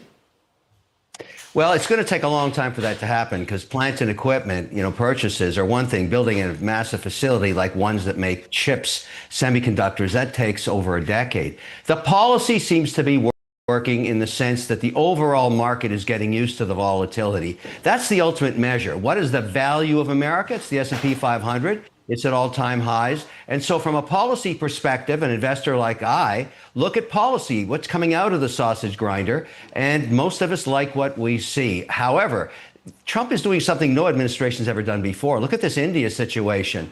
He's basically saying, if you do things I don't like, I'm going to limit your access to the world's largest consumer market. And the thing he doesn't like about India right now is importing Russian oil and reselling it for a profit. So he wants to squeeze two heads at once. The India Prime Minister and Putin, two head squeezers happening at once now on all of this discussion about going up to 100% tariffs on India. They can't sustain that. This is really unusual, but seems to be working. And lastly, Kevin, I want to get your take on what do you think all of this means? I know you said it's going to take years to build new factories, but for the average American factory worker today, is this good news? I think it is because we all have come to believe from a policy perspective that Trump is going to fine-tune these tariffs. Because, for example, if you're making steel or you're a farmer, you need potash. Let's just take potash.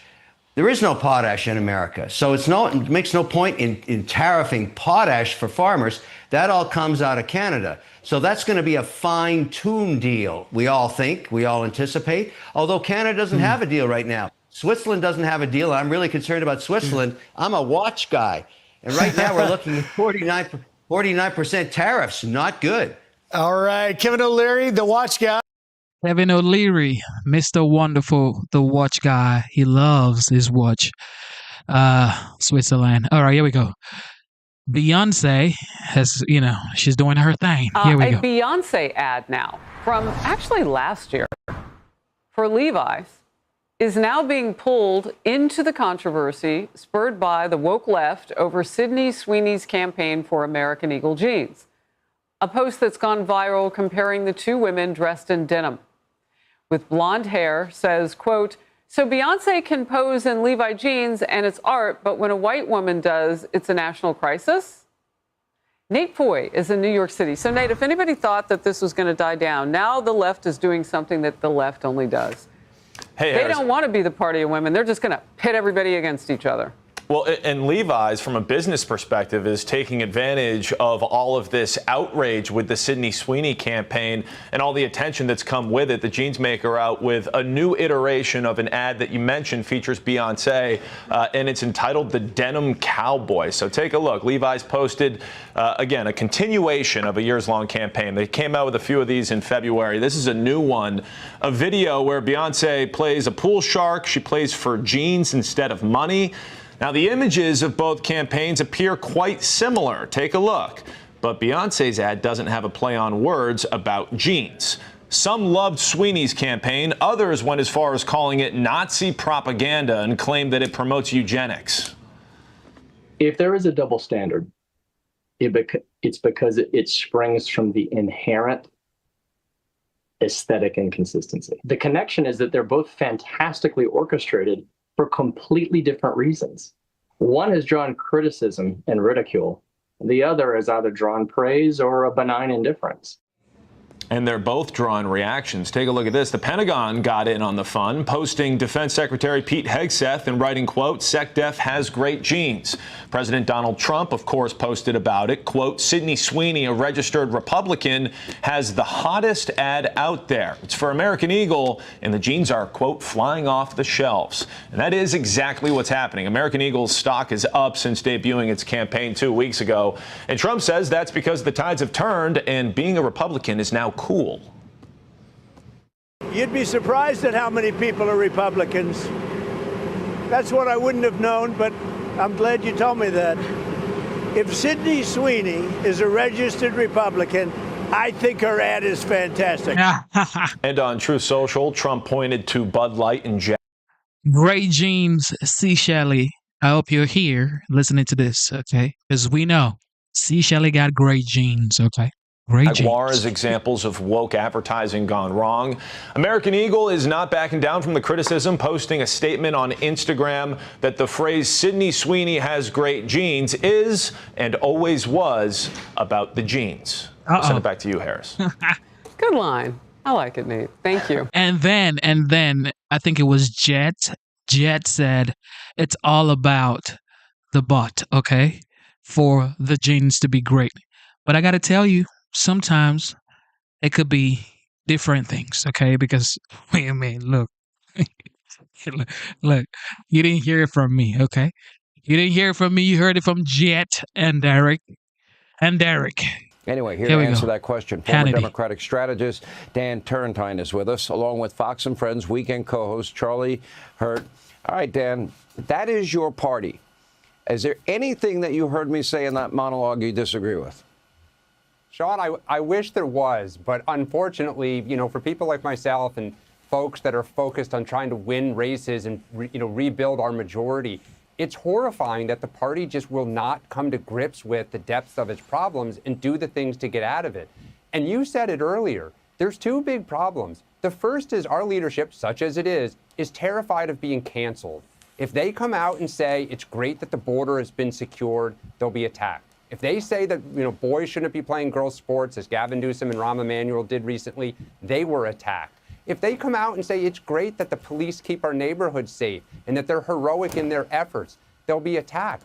And the second part is we continue to have no agenda to help the real lives of real people. It's Trump derangement syndrome and this academic stuff about authoritativeness.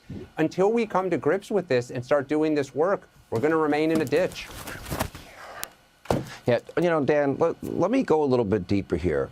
Because the question is, you're willing to say it. Why isn't Chuck Schumer? Why isn't, Nancy Pelosi? Why isn't Hakeem Jeffries? Do you think that Schumer, Jeffries, Pelosi, Democrats, are they silent because they're afraid, or are they silent because they're in agreement? They're silent because they're afraid. And take the two people here in New York City. Chuck Schumer's terrified of being primaried by AOC. There was a poll 2 months ago. He trails her by 20%.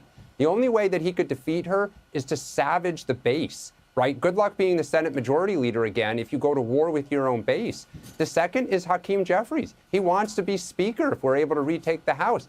He needs the base. Pelosi has the backing of the base. She always has. But Jeffries is a former corporate lawyer out of New York City, and Chuck Schumer is a Bill Clinton Democrat. Unfortunately, that's not a popular place to be in our party right now. And so we have two leaders terrified of the base. Yeah, well, I got that. For some reason, we're having trouble with Charlie's audio. All right, last question. I mentioned, and I was going to ask Charlie this question, but because he can't talk to me, which is unfortunate. Can you hear me now, Charlie? Are you there? Are you back with us? Yeah, no, I can hear you. Oh, finally, we got Charlie up. Because what I wanted to ask you, and I made the point, when Reagan spoke and said that freedom is but one generation away from extinction, I mean, I know most people's minds in the era of Trump, it seems impossible that this group of people could take over the Democratic Party and then actually win a national election. But history has shown it happens again and again and again, and that there are these dramatic shifts in terms of, ideology, philosophy, governing philosophy, parties that are in power. And that means to me that everybody needs to be vigilant at all times and don't think that, the good times of Donald Trump last forever. Well, this is not the Democrat Party that our parents or grandparents knew. It's a far cry from that. I have to say, Alyssa Slotkin is actually right about this. When you look at somebody like Mamdani, he is the next generation of leadership for the Democrat Party. I think Republicans have also sort of turned to a new generation of politicians, but they're people in the mold of Donald Trump or Donald Trump himself, and that's the next generation of Republican politicians. But for the Democrat Party and going forward, I think Alyssa Slotkin is going to have to worry about the fact that she could very well get primaried and be replaced by somebody who is far more in the mold of Mamdani than the moderate that she claims to be. And I think it's really interesting that you have these socialists who are cropping up in places. Where are they cropping up? They're cropping up in places that have been run by Democrats unilaterally for decades. And if you want to know where housing is the most expensive, it's in New York City. And that's why they're turning to socialism. And why is housing so expensive in New York City? Because Democrats have all of these laws that are supposed to lower the price of housing. It doesn't. It raises the price of housing. And then you let millions of illegals into the country and then put them up in hotels in the city and then force taxpayers to pay to put those people up. And then you're surprised that the cost of housing has gone through the roof. Well, these are all Democrat policies, and this is a rejection of their entire platform. And so, that is the future of the Democrat Party. Dan, that's your party. You're welcome to join us any day you want. We'll roll out the red carpet for you. I promise. Oh, my goodness. Hopefully, the Democrat understands what the Americans actually want. Here we go.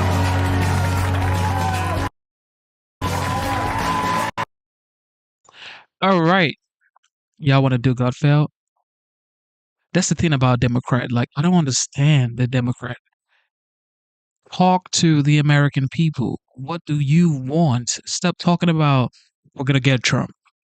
It's old and washed out. Here we Let's go. do some jokes. Parts of China are fighting an outbreak of a disease that's spread by mosquitoes. As a result, an excited Anthony Fauci is hoping this will give him the chance to kill again. Ghislaine Maxwell reportedly told the DOJ that she never saw Trump do anything concerning. This reminds me of when I needed a reference and I got that glowing letter from Tanya Harding. Our very own Jesse Waters said that actor Shia LaBeouf verbally attacked him at an airport lounge 5 years ago. You gotta hand it to Shia. Most people don't have the patience to wait in a line that long. This weekend, the Marlins and Braves will play the first Major League Baseball game umpired by a woman. Instead of calling balls and strikes, she'll just say, "It's fine."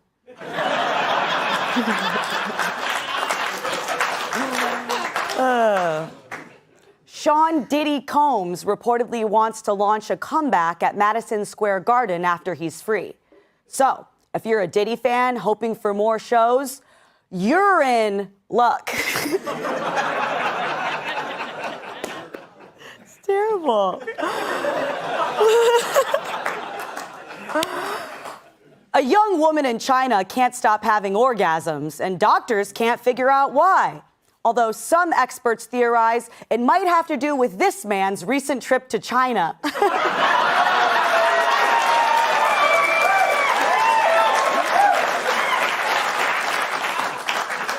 According to a new poll, Elon Musk is the public figure that Americans dislike the most. To be fair, lots of people end up hating their dads. And finally, another sex toy was thrown on the court at a recent WNBA game. I wish that happened at my job, said one man. Yeah. Okay. All right, joke time over. Now to the monologue. According to a report by the New York Times, people backing Eric Adams and Andrew Cuomo are pining for Donald Trump to get involved in the New York City mayoral race because they think he can unite people around one candidate and stop Zoran Mamdani from winning. Word is Adams has offered him a free ticket on Turkish Air, and Cuomo offered to kill the senior of his choice. The Times also reports that Trump is considering getting involved and even spoke to Cuomo on the phone about it. Trump, after all, like a lot of people, does believe that Mamdani would be terrible for New York City. Even communist bookstores are worried about the tax hikes. Worse, Mamdani has a real shot at winning. After all, he has been tapping into a real frustration that people feel, that life in New York is far too expensive for the average person. It's true. Some of us have even resorted to wrestling women for gas money.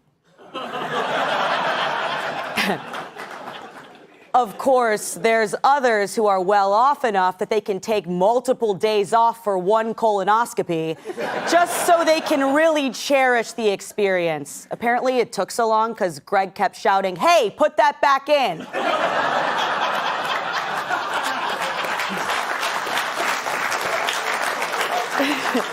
Now, it's easy to understand the frustration of people who are Mamdani's age. The American dream is a lot more expensive now than it was in, say, 1980. And yeah, that's even after adjusting for inflation and wage increases. But here's the thing. Just because this guy sees people's frustration does not mean that he has the answers. Consider his lack of qualifications. He was an organizer for 2 left-wing advocacy groups for a few months. Then he worked on a film directed by his mom, and then decided to pursue a career as a rapper. He was also a campaign manager for progressive candidates before running for New York State Assembly in 2020. This guy's resume is weaker than over-the-counter cold meds.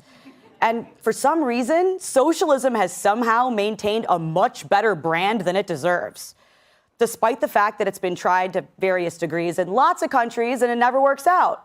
As Greg pointed out recently, when the Berlin Wall fell, not only did it take socialism and communism with it, humanity only fled one way. But these days, some people see socialism as caring about people, and opposition to socialism as not caring if people have basic things like food and shelter. And people believe Mamdani when he says stuff like this.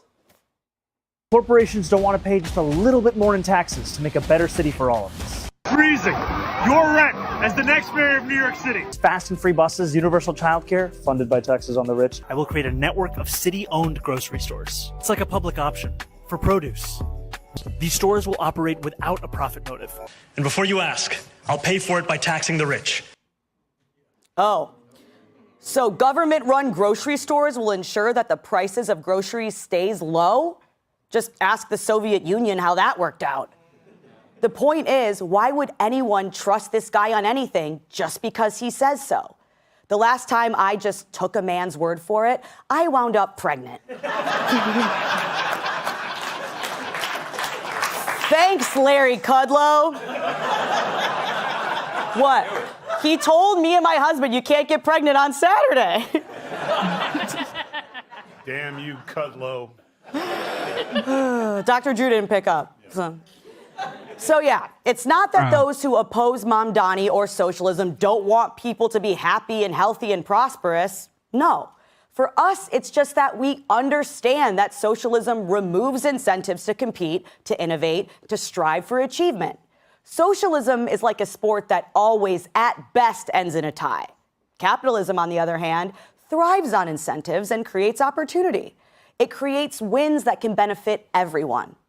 Bottom line, Mamdani would be a disaster for New York City. We all know it, and Trump does too. So who knows? Maybe he will step in and help one of the other options win. Plus, unlike Mamdani, at least Eric Adams has done something of value. Like that time he taught us parents how to search our kids' rooms for drugs. You can look in a jewelry box of this nature, maybe a simple jewelry box, but if you look through it closely, you don't know what your child may be hiding. For instance, a gun. You should always, when your child brings in his pocket knapsack with many different locations, look through it to see what exactly is your child carrying in addition to a book. Something simple as a crack pipe. Look at picture frames and behind them, cameras. Try to determine what's taking place. Behind a picture frame, you can find bullets. Something simple as a baby doll. Could be just a baby doll, but also it could be a place where you can secrete or hide drugs. Run your hands over the pillows and see if you feel anything that's unusual. Like a pillow like this with a button is a perfect invitation to hide something. I've felt something bumpy, I will reach in, see what it is. This one could be hidden inside a pillow. Just look and see what's inside your bookcases. It could be more than just books. Perfect place to hide cocaine. That never gets old. Also, I'm glad my dad never saw that video. Oh my goodness, this is just wild, yo. Oh, man. I did recently do that monologue so I could reshare that video of Eric Adams teaching you to search your kid's room for drugs. Kennedy, I sadly think Mamdani's going to be the mayor. I hope I'm wrong. I sadly think he is because somehow socialism has gotten this reputation as just being nice to people. Yes, because people who are voting who think socialism is nice have never read a history book. They need to sit down with someone who fled either the former Soviet states or Venezuela or Cuba or, places where tens of millions of people have been murdered as a result of socialism, which is just wrought with horrible unintended consequences. And that's what this guy's entire tenure will be here in New York City, is just a series of bad conclusions to this flawed premise. And he's a fancy lad. It's like our Nepo baby children, they grow up in the lap of luxury. Yeah. And I don't want them running anything because they've always been way too comfortable and way too happy spending someone else's money. But if you look at someone like J.D. Vance, and you read Hillbilly Elegy, you realize that guy came from a very hard life, was not a life of privilege, and he has grown into a fiscally conservative politician who understands that a limited government is a safer one, not an oppressive one, which would happen with this guy's smothering stinky blanket. I know. I hope my baby doesn't grow up to be a Mamdani. I worry about that. I was rocking him to sleep the other night, and it hit me. I was like, oh my God, I have a Nepo baby.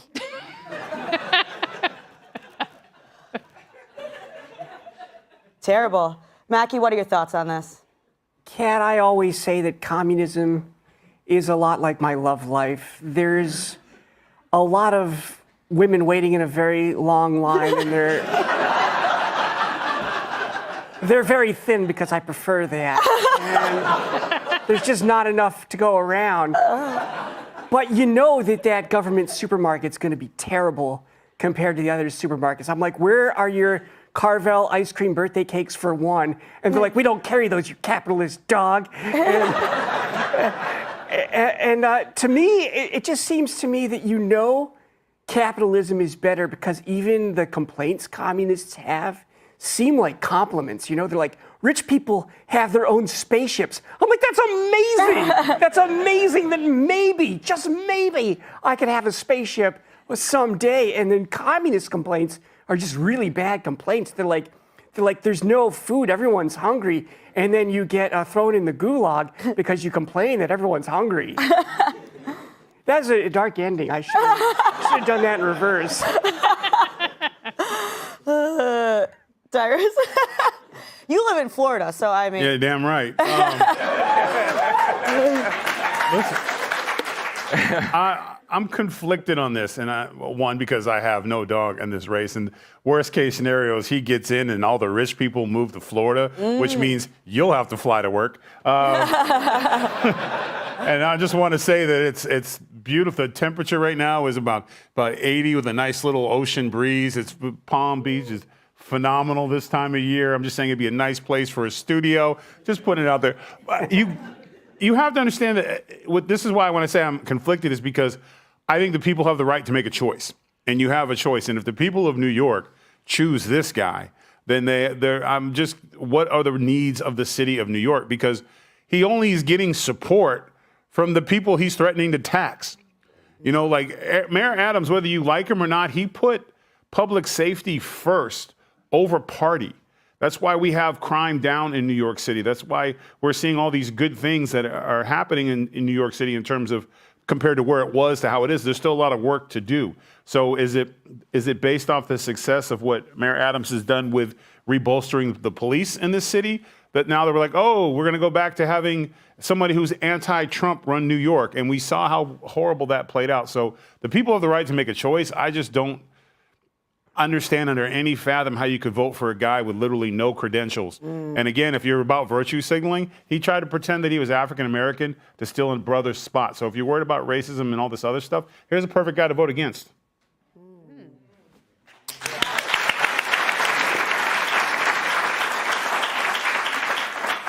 David, interesting choice of outfit.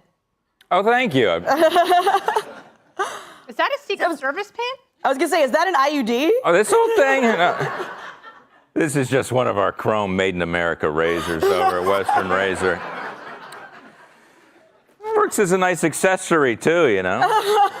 How are sales? They could be higher.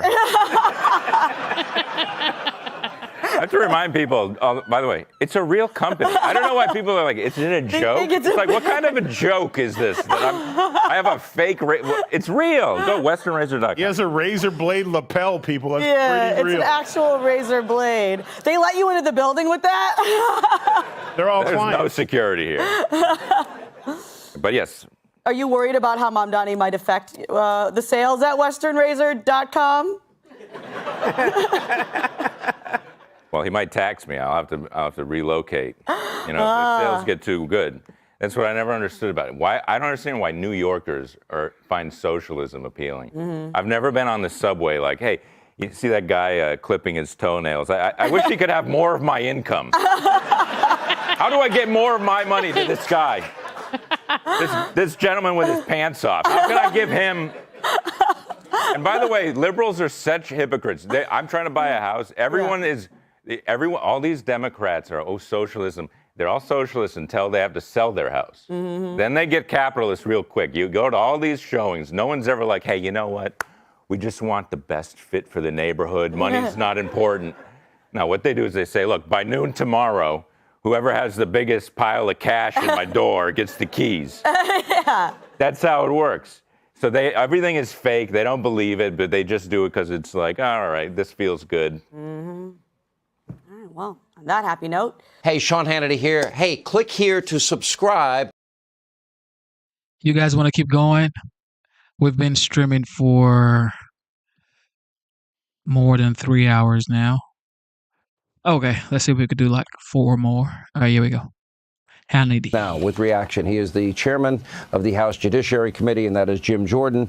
Well, if you look at the New York Post and our friend Charlie Gasparino, he said that the banks confirmed that this debanking did take place because of pressure from the Biden administration, banking regulators, and the Fed. So it either happened or it didn't happen.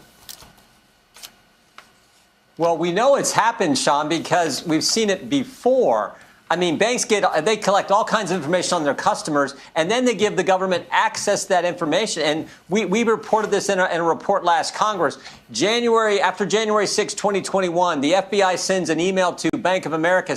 Says, we want all the credit card information, debit card purchases, credit card purchases of anyone who was in the Washington, D.C. area on January 5th, 6th, or 7th.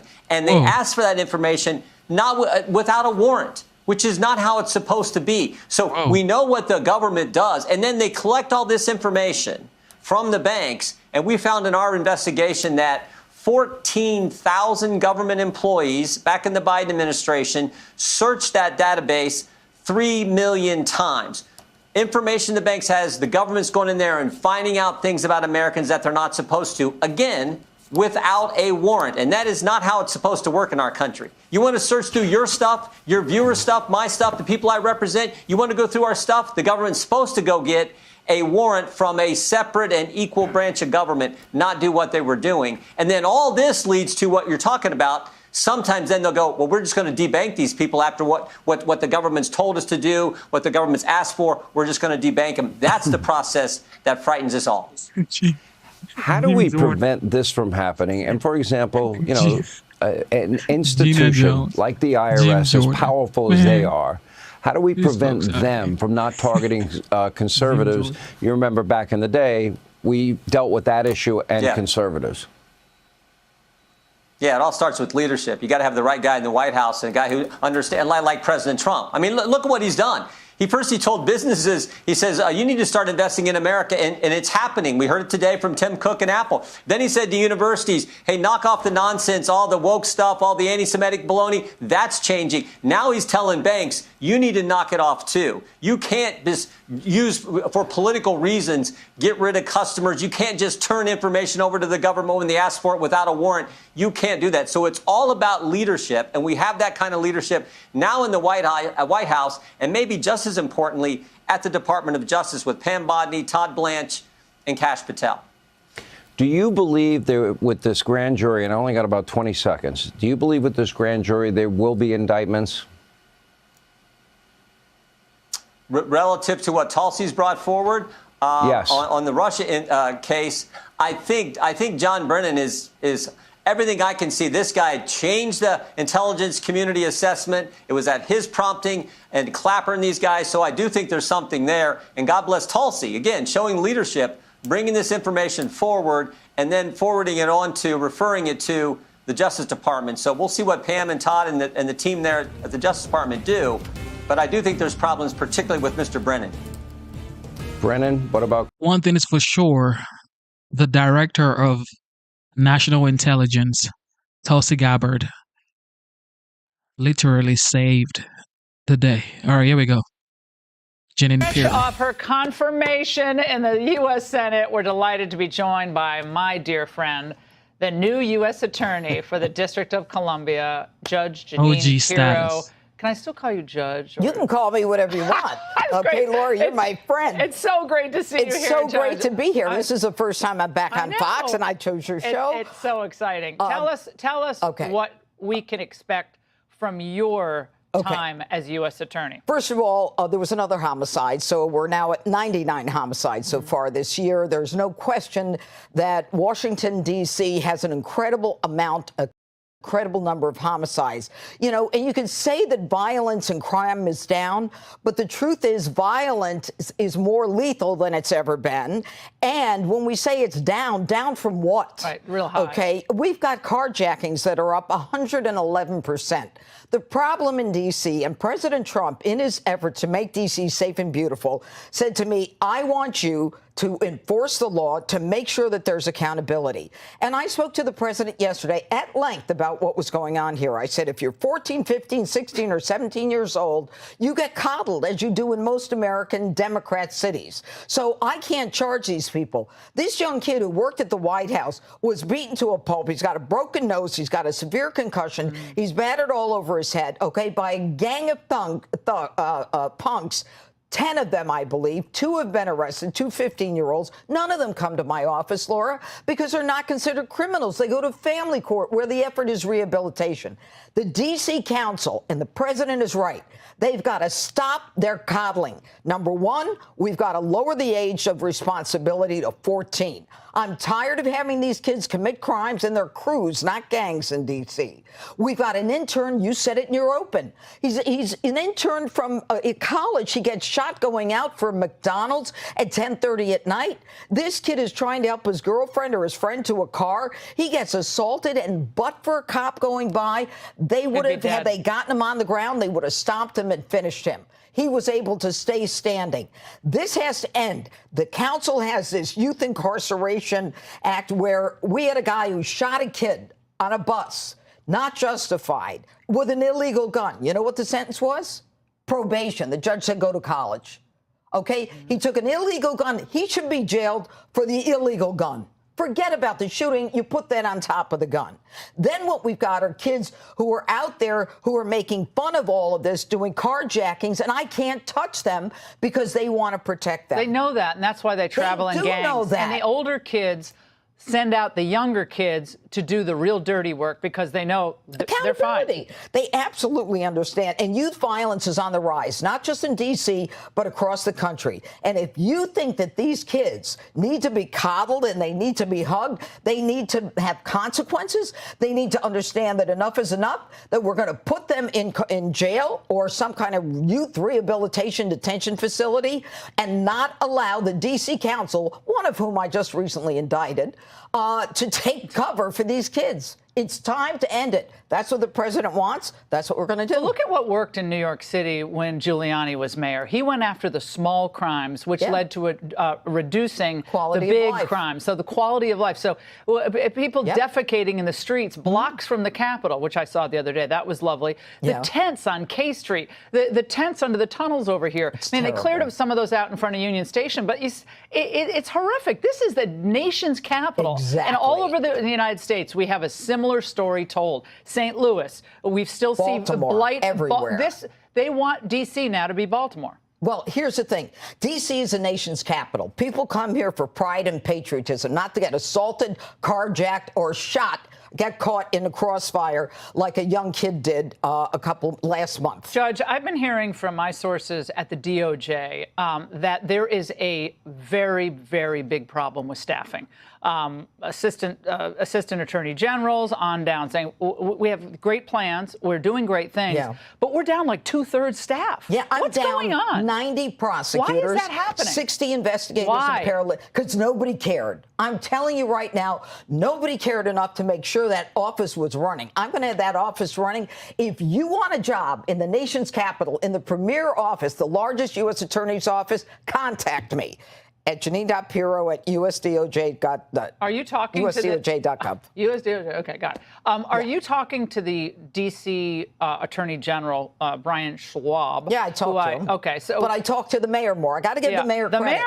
Mayor Bowser is working with us. Like, and people say, well, she just has the Damocles sword of the federal takeover hanging over her head. But I disagree. I disagree. She has a lot of common sense. Yep. I'm concerned about the Attorney General, given what I heard about, well, we want prevention. Yeah, well, I get it. Yeah, you do want to get to kids early, and there's nothing wrong with having programs. That's fine. But you cannot replace real accountability with midnight basketball again. That doesn't work. If you tell me I can't prosecute a 17-year-old for carjacking, then you don't know what you're talking about. Because the truth is that if you don't give me that power and you want to send them to some arts and craft program, then you're out of your mind. This city will not come out of the dark if we don't make sure that we make these young kids accountable. That's where the problem is. It's youth crime on the rise. Well, the youth who are being brought into this family court, if they're not released and they're kept in some type of facility, what happens when they're 21? They get released automatically. And by the way, they don't make it to 21. In my cases, I have all crimes across the board. I get illegal gun convictions. Some of the judges won't send them to jail. So they're carrying guns that are not licensed. Everybody's got a gun in this city, and they're all illegal. You would think that every judge would say, lock them up. And that's my policy. You get arrested with an illegal gun, you're locked up. That's the end of it. Well, if you're carrying a gun on federal property, that's an automatic 5 years. That's a felony for federal property. Give me a judge who gives it 5 years, and I'll buy you dinner.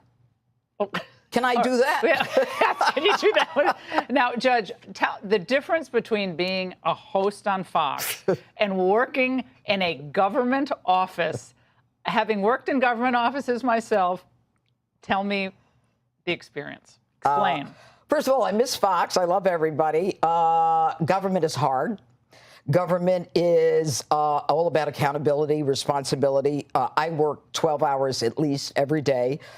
You're never not working. You have to pay for water. The government, they waste, let me tell you, they waste millions. I'm looking at contracts. I want to indict people for contracts that the U.S. government has given out voluntarily. The worst waste of money, and then they get you on little things. They don't care. And then they say to my prosecutors, the AUSAs, you got to join the water club for $7 a month to drink good water. So I mean, you it's can't frustrating. get a glass of water in your office? No, they have to pay for it. They have to join the water club. All right? It's ridiculous. My job, I have great prosecutors in my office. I'm very proud of them. And they want to make a difference, do they not? They do. Yeah. I have national security prosecutors. I have civil prosecutors. We do everything from civil cases, terrorism, to local crime. It's a huge office. But, Judge, you need 90 more prosecutors. Okay, this is and story. 60 investigators. Okay, this is the story. I might have. No, I'm doing the show. But, I mean, when people hear you talk with such passion, that gives them hope. Because I think a lot of people feel like this city was abandoned. And it's not Bowser, but it's everything that came before. And it took a long time to get into this shape. Look, the D.C. Council has passed laws that are absurd. They've got some kind of, I think it's a Violence Interruption Act, where they put $20 million.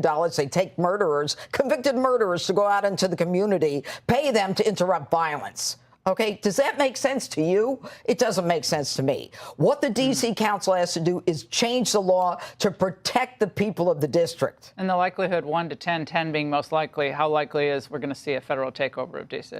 It's up to the president. I support him totally. If that's what we need to do to get it done, that's what he should do. And I support the president. He's the only one coming here saying, I want to make it safe and beautiful. I haven't heard anyone say that besides him. No, and he's got the wherewithal, the determination, the perseverance, and the power to do it. This is a beautiful city. Judge? Facts. Only Donald J. Trump, the OG, the 45th, now the 47th president of the United States, is saying he wants to make America safe and beautiful. Tom Homan, border czar. It's a huge job. Great to see you today. First of all, how does it help to call out these sanctuary policy cities? Because we're putting them on notice. Look, I've been dealing with this for 40 years, Harris, and it's gotten worse and worse. So promises made, promises kept. President Trump promised he'd take the sanctuary cities on, and that's exactly what we're doing. I thank God Pam Bondi stepped on this right away. We're putting them on notice. Either you help us enforce the law, and I'm not even saying be an immigration officer. I'm saying notify us, honor detainees when a public safety threat, illegal aliens in your jail, work with us. Give us access to the jail. Let us arrest the public safety threat and the safety and security of a jail, which is safer for everybody, safer for the community, safer for the agent, safer for the alien, rather than release them back on the street to reoffend. Then we got to send a whole team in the street to find this person. So we're putting them on notice, and we've already filed lawsuits against several sanctuary cities, and we're going to continue doing that, holding them responsible, because they are one of the main reasons we see the attacks on American citizens. Look at the cases of the young ladies that were raped and murdered by members of the TDA. Look at the cases where many of these people were apprehended once before and released from a sanctuary city. So we do everything we can to protect Americans. Well, look, DHS has announced that we will see a new version of Alligator Alcatraz. It's going to pop up in Indiana. It's dubbed the Speedway Slammer and will be located 65 miles north of Indianapolis at the Miami County Correctional Facility there. Detention space will be expanded to hold about 1,000 beds to house most violent illegal criminals. And this is just before they get deported. So that's where they'll be. Alligator Alcatraz opened this summer in Florida, to remind everybody. And it can now hold 2,000 detainees and is expected to hold up to 4,000 in the future. Deportation flights of illegals there started at the end of last month. It's hard to believe that they're going to be held here for any period of time. Why can't we just kick these people out? Like, they're here illegally and they're committing further crimes. Well, that's our intent, right? So I appreciate the other 1,000-bed facility. Mm-hmm. I would like to see larger facilities where we hold 4,000 or 5,000 people, and that creates another efficiency. Have them in one place, have an airline right there, a landing strip right there at the facility. That creates efficiencies, removes them quicker. We can move people in and out quicker. So I'd like to see the bigger facilities, but every 1,000-bed facility we bring on helps. We need 100,000 beds. That's what we asked for in the big, beautiful bill. That's what we got. 100,000 beds means we move people in and out more quickly. So I hope and pray we get to 100,000 beds as quick as possible. And I agree with you. Look, the whole process is arrest them quickly, remove them quickly. And that's why we're arresting the significant public safety threats and national security threats. And many of them have final orders already. They've had due process at great taxpayer expense. And that's why we're also looking for 1.4 million illegal aliens who already had due process and have an order removal on standby. These are also easily removable aliens. That's why we added them to the priorities. Wow. And so somebody has to be harboring some of these people. I mean, they're getting help inside the country. How do you hide 1.4 million dangerous illegal aliens that you need to go after? Look, it's been 200 days. President Trump is getting ready to mark an office tomorrow with a record low of encounters at the southern border. Talk to me, Tom, about what this means for the safety of the American public. Well, look, I look at the numbers every day. Despite what most of the media is saying, the vast majority of people ICE arrests every day are criminal aliens, public safety threats, and national security threats. I looked at the numbers just this morning. About 70% of everybody ICE is arresting is a criminal. And they're taking them off the street. Every criminal alien they take off the street makes this country safe again. And every public safety threat and national security threat, added national security threats, we've arrested thousands of national security threats. Again, making this country safe again. President Trump promised the American people that we will have the largest deportation in the history of this nation, and we're doing that. I looked at the numbers yesterday. We're at over 300,000 repatriations since President Trump's been in office. And in the first 4 months, of course, of the fiscal year, are Biden a month, so can't count them because they didn't do anything. But we're moving at record pace, and this country's getting safer every day. Tom Homan, thank you very much. You're right. A drop of more than 90% month over month from February to June from just last summer. Biden. Tom Homan is doing absolute great work for sure. The borders are, well, the last border czar, she never actually went to the border. She went to the border twice in the beginning and when she was running for the election to be the president of the United States. But with that being said, Department of Homeland Security, Kristi Noem, right here. Here we go.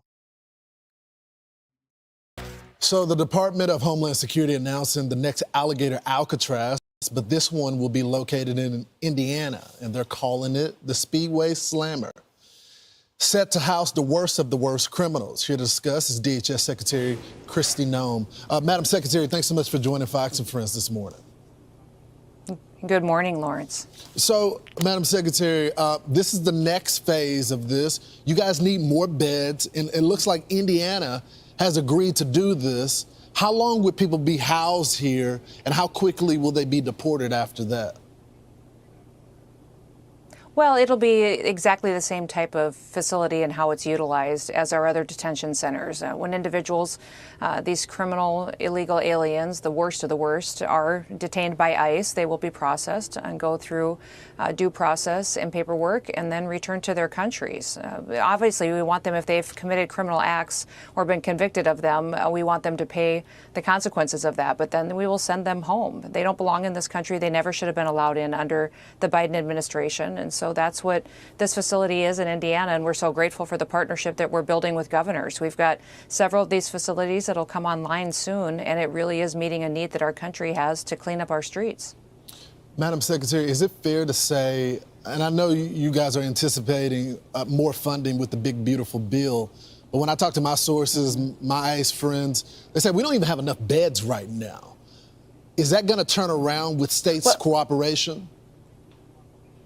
Absolutely. These states are really stepping up, and they're helping us do it in an extremely efficient manner for the taxpayers as well. So these partnerships are under a 287G program, which is something that helps our federal law enforcement officers partner with these state and local law enforcement officials that want to clean up their streets too, and do unique partnerships like this. So that's why Indiana has come online with the Speedway Slammer. We also have others we'll announce in the future. Alligator Alcatraz was the first model, and the big beautiful bill provided us the resources that we need to get these beds online so we can continue to do our work. Meanwhile, you got these states, Florida, Indiana, my home state of Texas, that are working with ICE, working with the department. But the Justice Department just released a list of sanctuary jurisdictions, got about 12 states, and then you got Washington, D.C. as well, that they're going to pull up for prosecution. Are you guys helping the Department of Justice build these cases against these sanctuary cities? Because this is clear law. Federal Supremacy Clause says that you guys have supremacy when it comes to immigration laws. Well, clearly the Department of Justice does the prosecutions, but yes, we have extensive experience in these cities and these states and how difficult it is for our officers to operate and to do their work every day when they don't have the backup of local law enforcement, when judges don't honor our detainers in these areas, when you have dangerous criminals that are out there victimizing families every single day. Murderers, rapists, drug traffickers, human traffickers, and then they're just released back out onto the streets. We have several stories just from this week, Lawrence, of individuals who died, that were killed because of criminals that were released over and over again by these sanctuary cities and leaders in these areas. So we're going to continue to help tell those stories of those victims and how it shouldn't and never happen again in this country, and hope that the Department of Justice can prosecute them as soon as possible so that we have some accountability out of these leaders. Madam Secretary, the next mayor of New York, Zohran Mamdani, doesn't see it that way, though. This is what he had to say. Let's watch it. This is a dark moment to be a stranger in our city, to be a stranger in our country. An authoritarian government in Washington, D.C. is dispatching masked agents to abduct immigrants from our streets. That is not justice. It is cruelty, and it is criminal. What's your response to him? I can't even imagine how the people of New York City feel listening to that, knowing that if he were elected as mayor of New York, that they would have to continue to live with the dangerous criminals that are on their streets terrorizing that city right now. We've done so much work there as ICE officers and federal law enforcement officers getting dangerous criminals off the streets of New York. Literally hundreds and hundreds of them have been removed already in New York City because of President Trump's leadership. We need to continue to do that work, and we need a mayor that will work with us and have our backs when we're out there making sure we're going after those individuals. So if he were elected, New York City would be a train wreck, and those poor families would have nowhere to go for help. It's unbelievable. Madam Secretary, I want to talk about your push to get more ICE agents. We know that the number of assaults against these agents has increased by more than 800%. Some of my agents that I know tell me that the number could be higher than that, just based on some of the data that they're looking at. But you want them to join. You want more enforcement. You're going to give them a $50,000 signing bonus. There's an opportunity to get up to $60,000 in student loan payment. This is not the government giving money away. This is a service to the country, and then up to a 25% premium pay. Is it working? Absolutely, Lawrence. This is one of the things that I'm so excited about, because we've seen our ICE officers be terrorized by activists, by violent people who want to do them harm, and they have continued to go out bravely and do their jobs and make sure that they're upholding the rule of law. And so our recruitment efforts to hire 10,000 new ICE officers has been extremely successful. Lawrence, as of today, we have over 80,000 applicants for those 10,000 positions already. People and patriots across this country that say, we want to join, we want to help and be a part of this effort. It's overwhelming to see the amount of response and support that our ICE officers have gotten, and people who want to join their ranks. So I would tell everybody, go to join.ice.gov and go there and sign up, be a part of this team that is helping make America safe again with President Trump. And the other thing, Lawrence, I would say is we've removed any of the age barriers. We no longer have a cap on how old you can be, or you can continue at age 18, sign up for ICE and join us and be a part of it. We'll get you trained and ready to be equipped to go out on the streets and help protect families. You know, Madam Secretary, I find it hard every time I see a tragic story against one of our officers, not signing up myself, getting Nala and going out there and trying to go after some of these bad guys. Meanwhile, you've been named as part of President Trump's task force to oversee the Summer Olympics. What can you tell us about the security measures, what you guys are going to be planning? Because the threat level is high, but we have a commander-in-chief that's ready to respond to it now.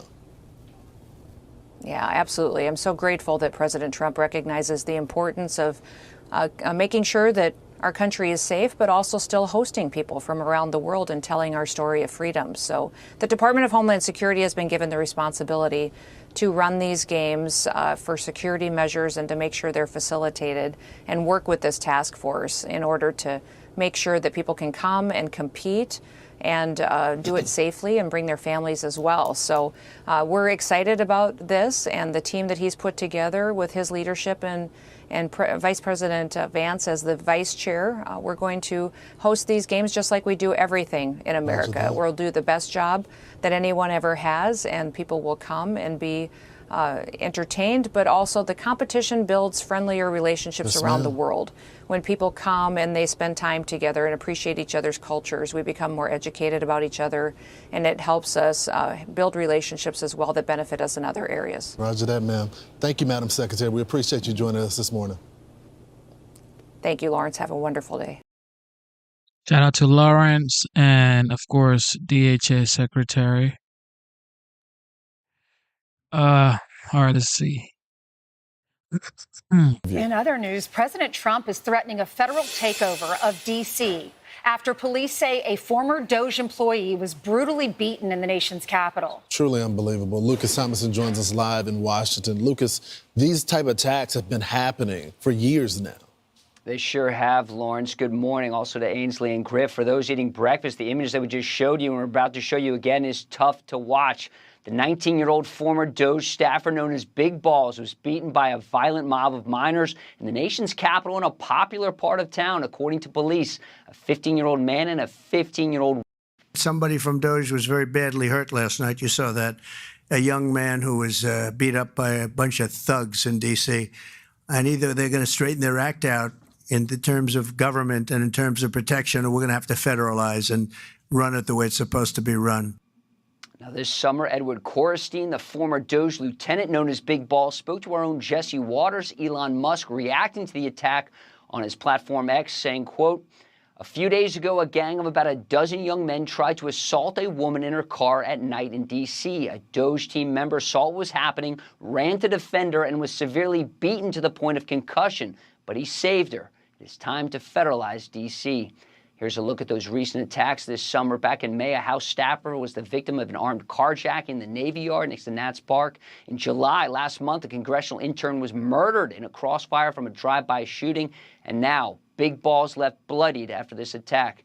President Trump says he wants gang members over the age of 14 to be prosecuted as adults, guys. Did the people who allegedly attacked him, did they know that he was a part of DOJ, or was it just because he was trying to help the lady that was being attacked? The latter, Ainsley. It appears this attack happened about 3 a.m. on Sunday, early morning. It happened on 14th Street, just north of Le Diplomat, other popular restaurants in Washington. It's probably one of the most popular parts of town, Ainsley. It appears to be because Mr. Korestein stepped in to try to save this woman from being carjacked, which he was successful in that endeavor. He was attacked for stepping in. He did also save his girlfriend, who he put in his car before stepping in. Wow. All Y'all right. be careful in D.C. Griff right. lives there, too. Yeah, Lucas, thank you very much. And to Lucas's point, this happened in Logan Circle, very popular area, and Ed Korestein, also known as Big Balls, really stepping in to stop that carjacking. Look, I've lived in D.C. for 35 years, and while the data, the crime data is trending down right now overall, we do have a serious problem with juveniles because they're getting out. They know they won't be held responsible. That's why President Trump is sounding off on it. And, you know, this is yet another example of what is wrong about D.C. Pressure now on Mayor Bowser will be to try and prosecute these juveniles who are under 18 to stop committing these crimes. It's a huge problem. It's not just the carjackings. It's not just the assaults on people. It's not just the armed robberies there. But there's an enforcement problem, and you can't have law enforcement that are activists. They got to be able to do their job. Look, I spent some of my career working in juvenile court. I have immense passion for the young people and turning their lives around. But one thing I found when I did work there is that there has to be consequence, or they continue to repeat. And we finally got some hope in New York City, Ainsley, but it looks like if they elect the next mayor, things could change. Yeah, Eric Adams doesn't do everything perfectly, but he was a mayor that came in and he used to be a law enforcement officer. So now he's the current mayor. He's running as an independent, and he's running against Zohran Mamdani, who in the past has said he wants to defund police, but he's attempting to pivot from that. He was commenting yesterday. We're going to play that soundbite in just a minute after we show you these stats, because it looks like under Eric Adams and our police commissioner, the crime in New York City is down almost 5% from where it was last year. Look at the murder numbers are down almost 26%, robbery down almost 12%, felony assault down 1.4%, burglary almost 4%, auto theft almost 4%, and transit crime 2%, shooting incidents down 21%. You got to give credit where it's due, because as someone that is a part of law enforcement and talk with sources all the time, there was a question mark by Eric Adams' name, because although he was a cop, he was critical of cops in the past. But if you talk to cops today, they say he's been one of the most pro-law enforcement cops they've seen in the last decade in New York City. And the proof is in the pudding. And I believe that the numbers would be down even more if you had DAs within the city that would be just as aggressive as the cops. So the cops are doing their job arresting these people, but a lot of these DAs are letting them back on the street. But even with the enforcement, you see the numbers going down. Yeah, and here Griff, in the city. it's very rich that Mamdani goes to this event yesterday talking at the NYPD, right, or with the NYPD. Well, he has to recognize the numbers. Here's what he said. I'm thankful for the reduction in crime across our city, and also to see it as part of nationwide trends where we're seeing much of the same, and the knowledge that we still have more work to do. It's important to celebrate that which has been done, that which has been achieved, and also know that we continue to Buying it for a second. Here's what they write. They say the tide can readily turn back if Mamdani wins in November, even if he's abandoning his years of anti-cop, anti-policing, anti-NYPD rhetoric. He's still pushing extremist policies well to the left of de Blasio's. For Mamdani and his movement, the great tragedy is that cops are arresting people again, hand him the keys of Gracie Mansion, and he'll put a stop to that. Well, it's going to change overnight. You're going to have law enforcement officers that quit the moment that he becomes mayor because of his rhetoric toward them. He talks about getting rid of the anti-crime unit. I'm sorry, not the anti-crime, the special response group, which handles a lot of suicide situations. Anytime there's a barricaded subject, they're a New York SWAT team, and he wants to get rid of them. So you're going to put basic beat cops in terrible situations when they don't have the necessary training to be able to deal with those situations. So it's just not smart. According to this New York Post article, it talks about how these results, crime being down in our city, is because of Eric Adams' pro-police policies. People are worried if Mamdani is elected, will we see crime going back up again like it was under Bill de Blasio? Because shooting victims peaked at over 1,000 for the first 7 months of 2021 when de Blasio was our mayor, after he shifted over $1 billion away from the NYPD and then declined to hire more cops. You know, Ainsley, these fears, though, are not just here in New York. It's coast to coast. Right. Out in Seattle, longtime progressive activist and Mamdani-style candidate Katie Wilson is challenging the incumbent mayor, Bruce Harrell. They're facing off now in Seattle's mayor election. You can see how close it was. The top two advance, but excuse me, Wilson is not backing down from sort of her socialist positions. Here's a little bit of her in her primary win last night. Voters stand with our vision of Seattle's future, a city with social housing, a city with fast, reliable public transit, a city with universal childcare, a city where no one has to sleep unsheltered, a city where you do not need a six-figure income to feel at home. These results also show us what we all see with our own eyes. Bruce Harrell is doing a bad job. So this candidate, who's a radical, this is some of her policies. She wants to Trump-proof Seattle. I don't know how you do that when he's the commander-in-chief. He's the elected president of this country. Combat federal policies targeting immigrants and refugees. That essentially says that she's an anti-laws on the book. She doesn't want ICE there. Use progressive revenue to fund services funded by the federal government. Defend access to reproductive health care, gender-affirming care. Expansion of non-police alternative responses. Meaning she wants counselors and therapy aides to show up to crime scenes. You can't have that in this country. Yeah, non-police alternatives. Doesn't make right? sense. It's really mirroring what we're seeing here in New York. The question here is, when you are not feeling safe or you get in trouble, who do you call? You go straight on your phone, or you get into an accident, the first thing you call is what? 911, okay? 911, baby. So I don't get it when you're trying to defund the police. It's not adding up. It's not gonna work, okay? All right, here we go. Stephen Miller's wife. Stephen Miller's wife, ladies and gentlemen. Longtime Trump aide Katie Miller has recently left her position working with Elon Musk and Doge to launch a podcast aimed at conservative women. Miller interviewed Vice President J.D. Vance in her opening episode. Here's a sneak peek. Now we're going to do some cabinet confidential here. Okay, great. Your answers can only be that of cabinet members. Okay. Okay. Who would you trust most to babysit your kids? Kelly Loeffler.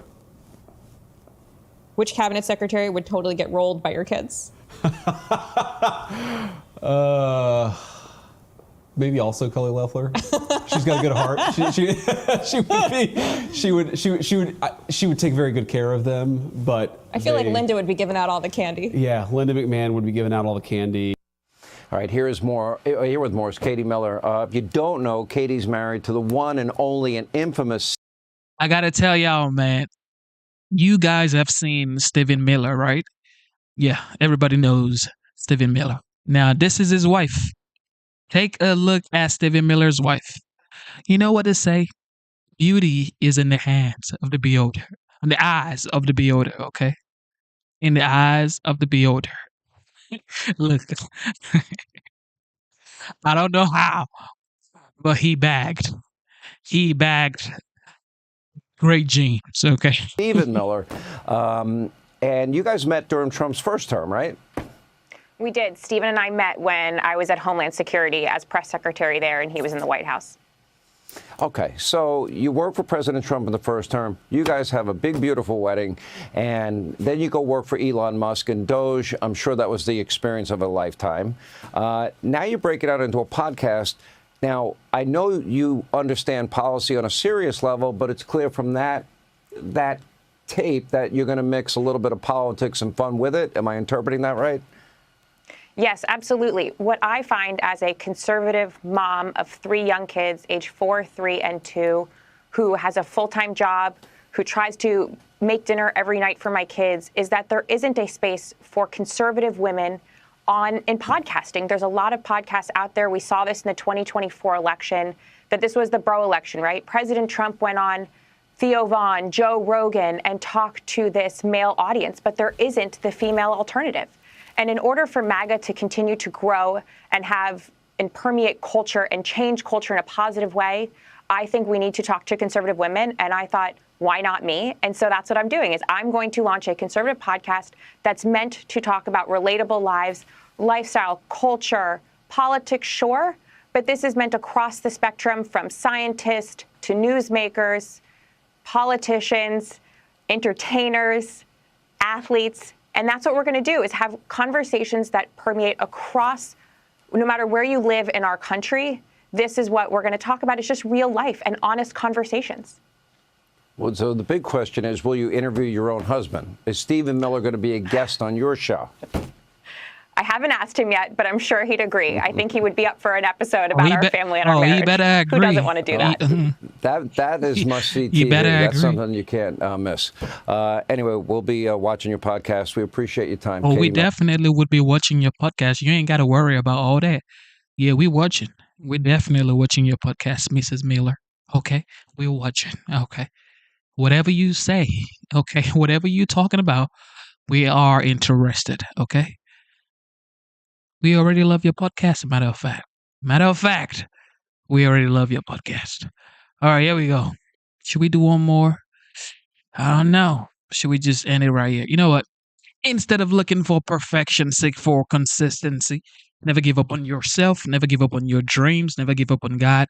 Believe in yourself. Believe in your dreams and believe in Almighty God. God is the greatest, okay? I don't want to go. I promise you that. I don't want to go. But I got a beautiful 5-year-old daughter that has tennis class in the morning. It is currently 2 a.m. in Georgia Eastern time. So, yeah, I got to be up by as early as I can. But I'm hungry. Okay. I might be going in the fridge to grab something quick, but I should not be eating late, but who knows? Okay. All right. America is the greatest nation on the face of the earth. God is the greatest. Without God, there would be no show. All right. There would be nothing. So, all thanks to God Almighty. And don't forget, it is America first before party. All right. It is America. It's America before you being a Democrat or you being a Republican. So be nice. All right. Be nice and pray for America. Pray for your leaders. And that's how to make the country better, because there's nothing you can do than pray and actually speak out on the things that you believe and your opinions. Okay. So that's why we do the show. We do this show because we love the United States and because we're trying our best to, in my opinion, hear both sides. I know we just played Fox today, but sometimes we play CNN as well and NBC. So, for the most part, the comment section is open to both sides as long as you're being, American and not talking people down. All right. Shout out to our esteemed members, Dr. Luke, the GOAT, Dr. Luke, the GOAT. God bless you for being here. Shout out to Ellie. Shout out to Sandra. Shout out to CRXR, the newest member of the channel. Shout out to who else? Ingram. Shout out to Ringmaster. And of course, shout out to moderators, Great Jeans, C. Shelley. Thank you for the super chat. Terry Vinings, the Bama girl. God bless you. MVP Jet. God bless you. Corey B, the Caps Master. God bless you. Busky, the Bucket Master. God bless you as well. You see, we got nicknames for everybody, man. We got nicknames for everybody. Who else? Derek. God bless you, Derek. Johnny 5. God bless you. Too Strong for Live. God bless you. LB Things. LB Things is just, I don't get it. LB Things. I don't get it. She's been here since last year when we started streaming about the election, and she said she was going to be back here when Kamala Harris becomes the president of the United States. And I said, it's never going to happen. And she said, well, you're going to see it's going to be Madam President. And I said, no, it's not. And she's back. Okay. They all come back. Okay. They all come back home. All right. So shout out to LB Things as well. God bless you, LB. And with that being said, God is the greatest. It is your boy, Genesis, and you are currently tuned into the Genesis Show. Don't forget to subscribe to the channel. Turn on your notification bell. We're going to be back here tomorrow. Okay. We're going to be back, today. Okay. We're going to be back here today. Later on today. So stay tuned. Turn on your notification bell. And don't forget, never, ever give up on yourself. And shout out to law enforcement officers. Shout out to Ice Baby. Shout out to the military personnel. Shout out to the veterans. Without you guys, there would be no homeland. And shout out to the fathers. Fathers, try as much as you can to spend time with your kids and your family. I know you gotta go to work and pay the bills. I get it, but still, you gotta do what you gotta do. You gotta spend time with your loved ones as well. It's very important. Shout out to the mothers as well. And life is hard, okay? Some people are just this close to losing everything. Some people are living paycheck to paycheck. So be kind to people, be nice to people. And also, for everybody still tuned in, go outside, enjoy your life, shake hands, all right? Talk to people, all right? Because you just never know. You just never know. All right? Go outside, enjoy your life. Don't be in there just soaking in sadness and thinking life is over for you. No, I don't care how old you are. Go outside, smile, okay? Go outside. Don't sit inside all day, okay? Go outside, all right? Put a smile on your face, all right? You look beautiful when you smile, all right? And God is the greatest, yo. God bless you. God bless the United States. And your boy, Genesis, is signing out. We will be back later on today. All right. See you guys soon. Love you guys, man.